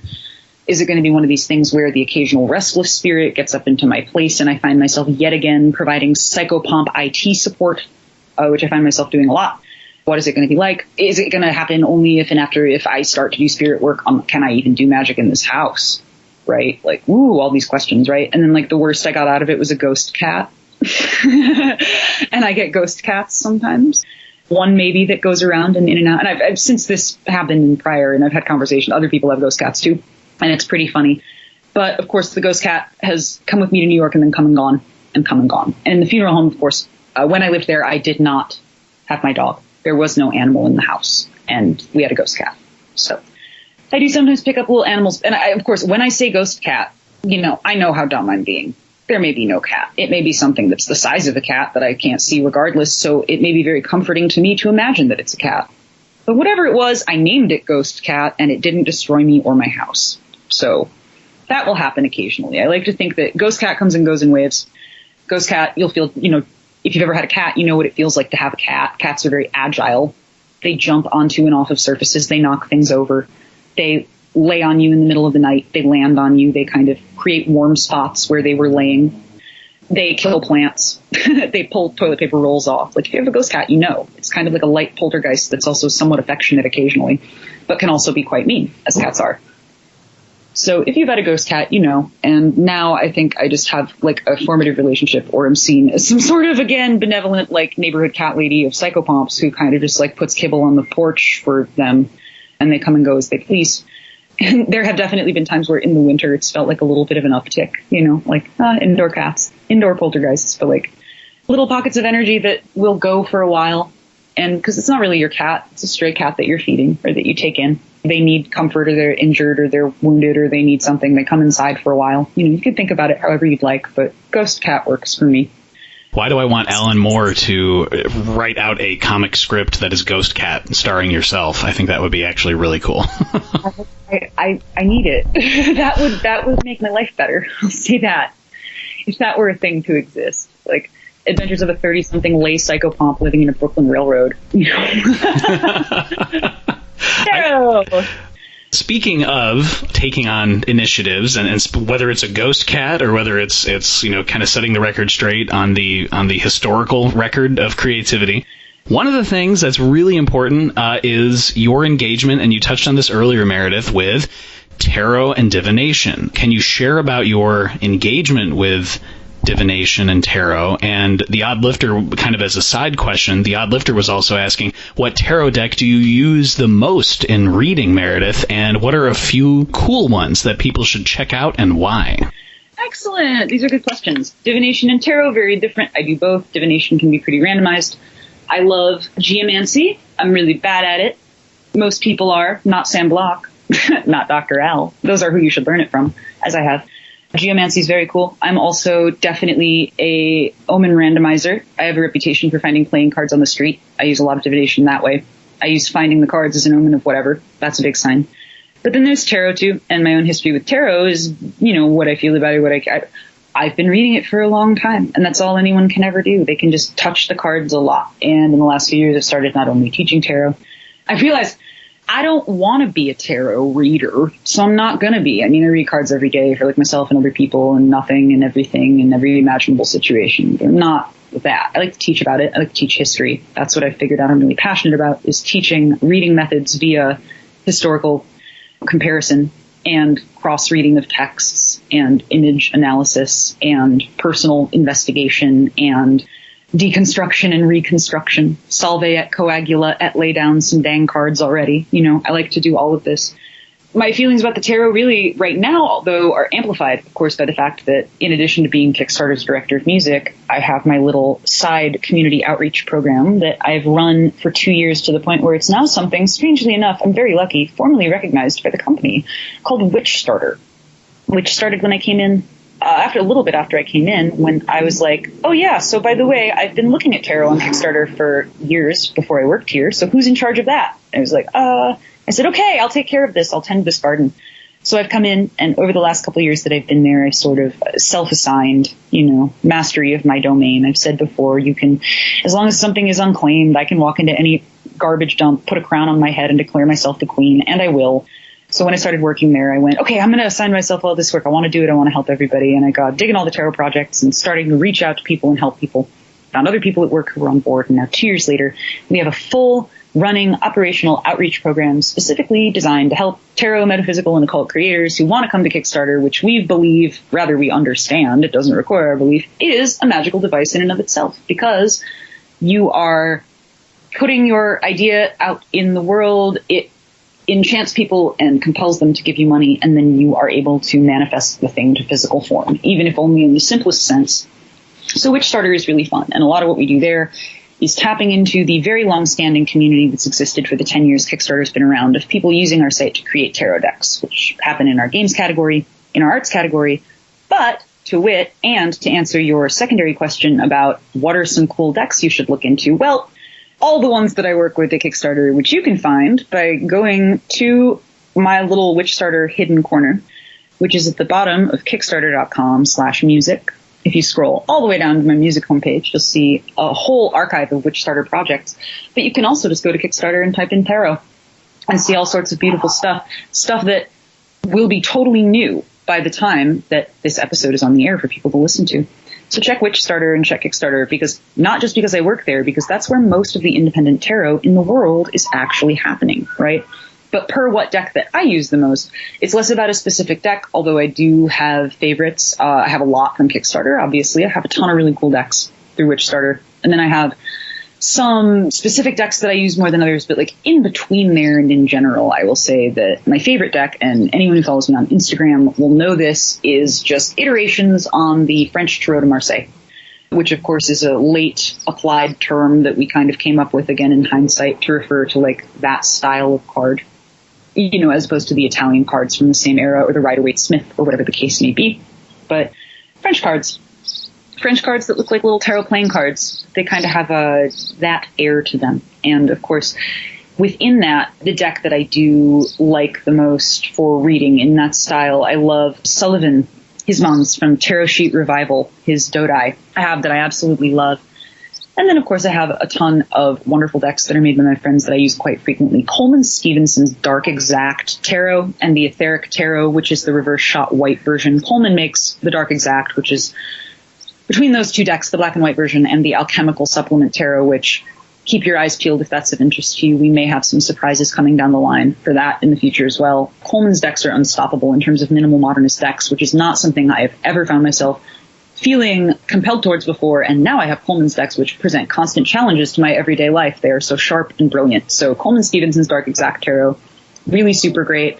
In addition to that, outside of the Marseille that I do traditionally read when I'm doing my own tarot work, a few of the decks that have come through Kickstarter that I love in particular are everything from Usi Design Studio, from the Tarot of Eros and the very famous Pagan Otherworlds Tarot, up to the Materia Prima, which I helped them with a little bit last year, which will be coming out soon, and Con and Selesnik, who are wonderful. They're Hudson-based, split their time in France. They work with a ton of musicians, and they make the Carnival at the End of the World Tarot and the Poker Deck of the Drowning World.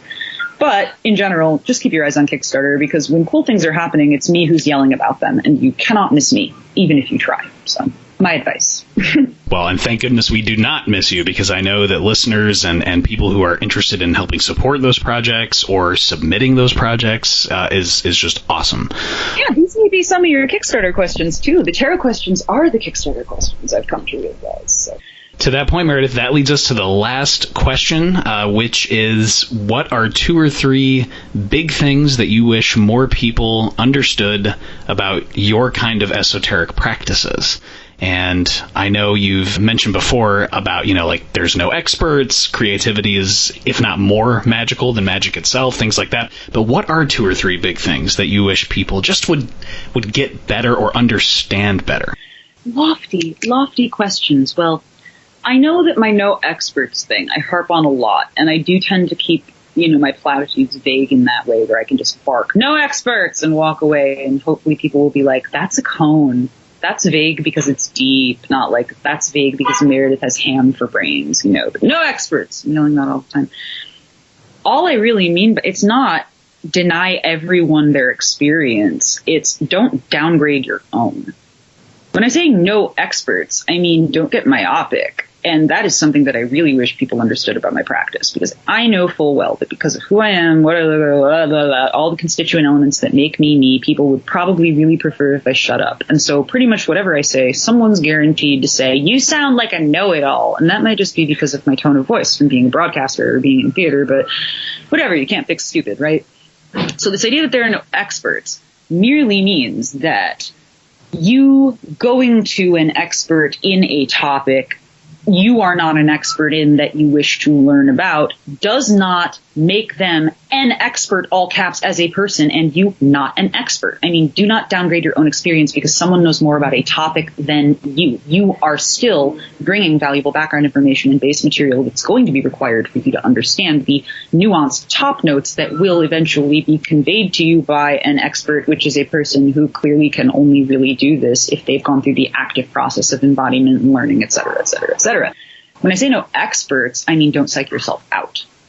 So, if people think that I sound like a big whiny know-it-all all the time, and they don't really understand that part of my practice, then what I wish other people understood about my practice is that other people thinking you're a know-it-all because you're testing out your knowledge, or other people thinking you're a know-it-all because they don't believe that you have any authority to speak on something until you are a quote-unquote expert, which is a very vague word, is bogus. It's not.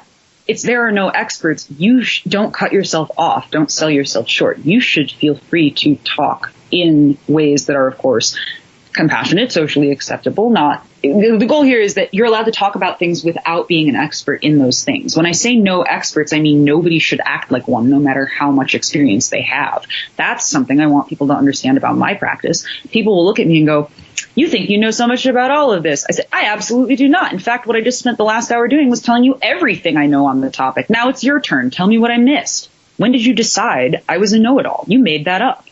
That's something I wish people knew about my practice, that you don't need permission to tell what you know and admit that you need the rest of the information. We only exist if we keep filling in each other's gaps. So something that I wish people knew about my practice is that it's this so silly thing where, like, when I say no experts, I do want people to know what I mean. I mean, no experts. Everyone is equally qualified in some way. In a very simple way that, again, goes back to leaning on the weird binary. We need differentiation for the furthering of our species. Not everyone can be an expert as in, like, a single genetic set that should all be identical, or else culture would not exist at a bacterial level, nor an interpersonal level that results in things like art and not mold, There are no experts, as in there's no one person that's, like, so high up. And I really would like people to understand that about my practice, as people do tend to look at me and think, Jack of all trades, master of none, to which I say, no, jackass of magic. no desire to be a master of any of this stuff because I only actually care about the one thing. The rest is just test sites for experiments. So when I say no experts, that's what I mean. I do wish people knew that. And then a couple of other things I wish people knew about my practice. All right, here's one. So let me just ruin everything I've ever said, right?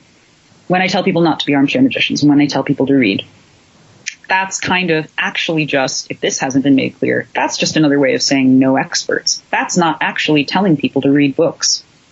And this is something that I'm starting to run into walls with. So here is actually something, Alexander, that I wish people knew. People ask me for book recommendations a lot because I am a voracious reader. I read dozens of books a week. I'm always posting books on my Instagram story. Books, books, books. I love books. All I do is read, right? So people come to me, what book should I read to become good at magic? What book should I read about this? What book should I read about this? I'm not going to recommend you a book. I'm going to recommend you figure out the way that you learn magic best. If it happens to be books, come back to me. But that would have to mean that you're like me. And I've been in this world a while, and I see people learning magic all sorts of different ways. I don't want to recommend you a book. I want to recommend that you figure out on your own the way that you learn magic most effectively. And then maybe what you'll need is a book on that particular topic, which may not be something I could recommend to you. Maybe you go and do that investigative research and you realize that you are just like me and that you have a photographic memory for text on a page and that reading is how you're going to become the magician that you want to be, at least for now. Sick. Now let's talk, because I'm a reading magician. I'm not just someone who can recommend any book to anybody, you know. That's something I wish people understood about my practice, is that it's about the reading, not about the books. I can't pass the books along to anyone and guarantee they're going to end up where I am. And I really don't think most people want to be where I am, to be frank. I'm a little nuts. I don't want to recommend people books because they will be disappointed if they think that the book is going to be the route to get them to be like me, who they don't know and I'm nuts, like I said. But at the same time, it's just, I would hate for people to be disappointed if they thought that reading was how I got here via the material presented in the books. Reading was how I got to it, and through the act of reading. That's something I wish people knew about my practice. I don't want to recommend them a book. I would recommend they figure out if reading is the way they should go about learning magic or if it's something else. Start there. Now I'm thinking if there's anything else that I'd like people to know about my practice. Well, that it's very good looking and that I'm smart. And powerful. I refuse to tell you the ways, why, or how. But I will tell you that if any of this, if somehow you still want to work with me after this instead of committing me to a loony bin, Alexander, as you know, the last time I was on your show, I had a blast laying down the law and being like, listen, everybody, hey, you. Yeah, you, the person who's like still not totally convinced that you're exactly specifically the one person whom I'm speaking to who's listening to this podcast right now. It is absolutely a message for you. So you're right. It's the Omen. You should find me on the internet. And if you'd like to talk about running your thing as a Kickstarter campaign, you should reach out. Don't ask yourself any questions in this exact moment about whether or not you should, because your project is, nope, actually just send the email. That was a blast. So maybe that's the third thing that I do want people to know about my practice, and this may actually be perfect, Alexander. I want people to know, on the record, in bold type, as large as humanly possible, that it is part of my practice to keep pushing and looking for magic everywhere, as I've already explained, and that a huge part of that is helping, talking about magic, getting in touch with people, hearing about what people want to do, helping people unlock and finagle the Rubik's Cube of their brains to help them see their own potential, or finagle and weasel some stuff out of some, ideas that they had a long time ago, or redo this one thing, or raise the money to achieve this thing. I'm like, heck yeah, because if you know me and you come to me through these kind of alleys, then you know before you contact me that we're gonna do magic to get there. And that's very cool and very fun. And so that is actually a part of my practice. And I think maybe just because I did say this the first time and we had a good time, people were like, I assume I want to reach out. I heard you on GlitchBottle and I do have an idea for a project. I'm sorry if I'm bugging you. I know you're probably really busy. So now that I have the opportunity to say it again, the third thing I guess I wish people knew about my practice is that this is part of it. You're not bothering me. I want to help you. I want to do magic at the computer company. Help me do magic at the computer company, which is what will happen. You bring me your wonderful creative project. You're not bothering me. Come with me to do magic in this place. It's really fun. People give us money. It's a good time. So that's another thing I wish people knew, because the last time I said it and people still weren't quite there on board with me. So apparently I did not use the correct incantation here the evocation to evoke the millions of artists out there who could be financially thriving, or at least be having a really interesting time on the internet if they felt like this was for them. And it is. You're not bothering me. And if you do, I have legions of demons to send after you, so don't worry about me. Just send the email. That's right. Artists, creators, we invoke you. You know, those who have ideas, get a hold of Meredith. We'll make sure to put Meredith's Instagram, Twitter, all the contact information in the video description, but do it, because I can tell you that I can just say, just as having the pleasure and honor to speak with you, Meredith, that absolutely it is an essential role, an essential rejuvenating responsibility that you are here actually connecting people who maybe they have an idea, they just don't know how to get it off the ground, and then here you are, because magic is all about scheduling coincidences, and like you said, perhaps for this one person listening, this is their omen. And you know, because I blow up everybody's spot too, just in case like a little less encryption might be even better for people. We're not going to talk about anybody's project, but Alexander, you know, people did contact me after the last show, and we are working on projects. And people who might be listening to this podcast are going to have a call with me next week, because we're halfway through and getting ready to actually do some stuff. So like, if you're worried that you'll be a weirdo for emailing, no, 5 to 10 weirdos have already emailed me. Get on board. You know, people have done this. So I am working with people who are GlitchBottle patrons and listeners. We're already having fun. You're welcome. Please come join us. I must stress. Meredith Graves, witch, magician, open sorceress, director of music for Kickstarter, and just overall badass. Meredith, as always, really cannot thank you enough just for the gift of your time and the gift of your wisdom. And thank you so much for stopping by the podcast again. Thank you for having me. There will be few days in my life more fun than the ones I spend talking to you, and I hold that line now into eternity. Well, there you have it, listeners. If you have an esoteric idea, you know who to contact. I mean, this was such an inspiration to chat with Meredith Graves again, because Meredith reminds us to tackle each day with a magical purpose and to explore and grow and pluck the veiled harpstrings of esoteric patterns. Plus, I absolutely enjoyed hearing about Meredith's background and her sewing expertise, especially for us magicians who always read about the importance of sewing in the grimoires. Also, your Patreon listener questions were wonderful and really opened up new levels of discussion with Meredith. And speaking of GlitchBottle patrons and all of the awesome questions that we got, if you are listening and you are so inspired, you can always support GlitchBottle on Patreon. That's patreon.com/GlitchBottle with exclusive perks. And you can also subscribe to GlitchBottle on YouTube, iTunes, Spotify, Spreaker.com, and Stitcher Radio. Oh, and leaving a good review or a star or a magical wand or a crystal ball or a thumbs up on Apple Podcasts and Spotify is always most welcome as well. And as always, this is Alexander Eth reminding us all to invoke often, uncork the uncommon, and keep the light.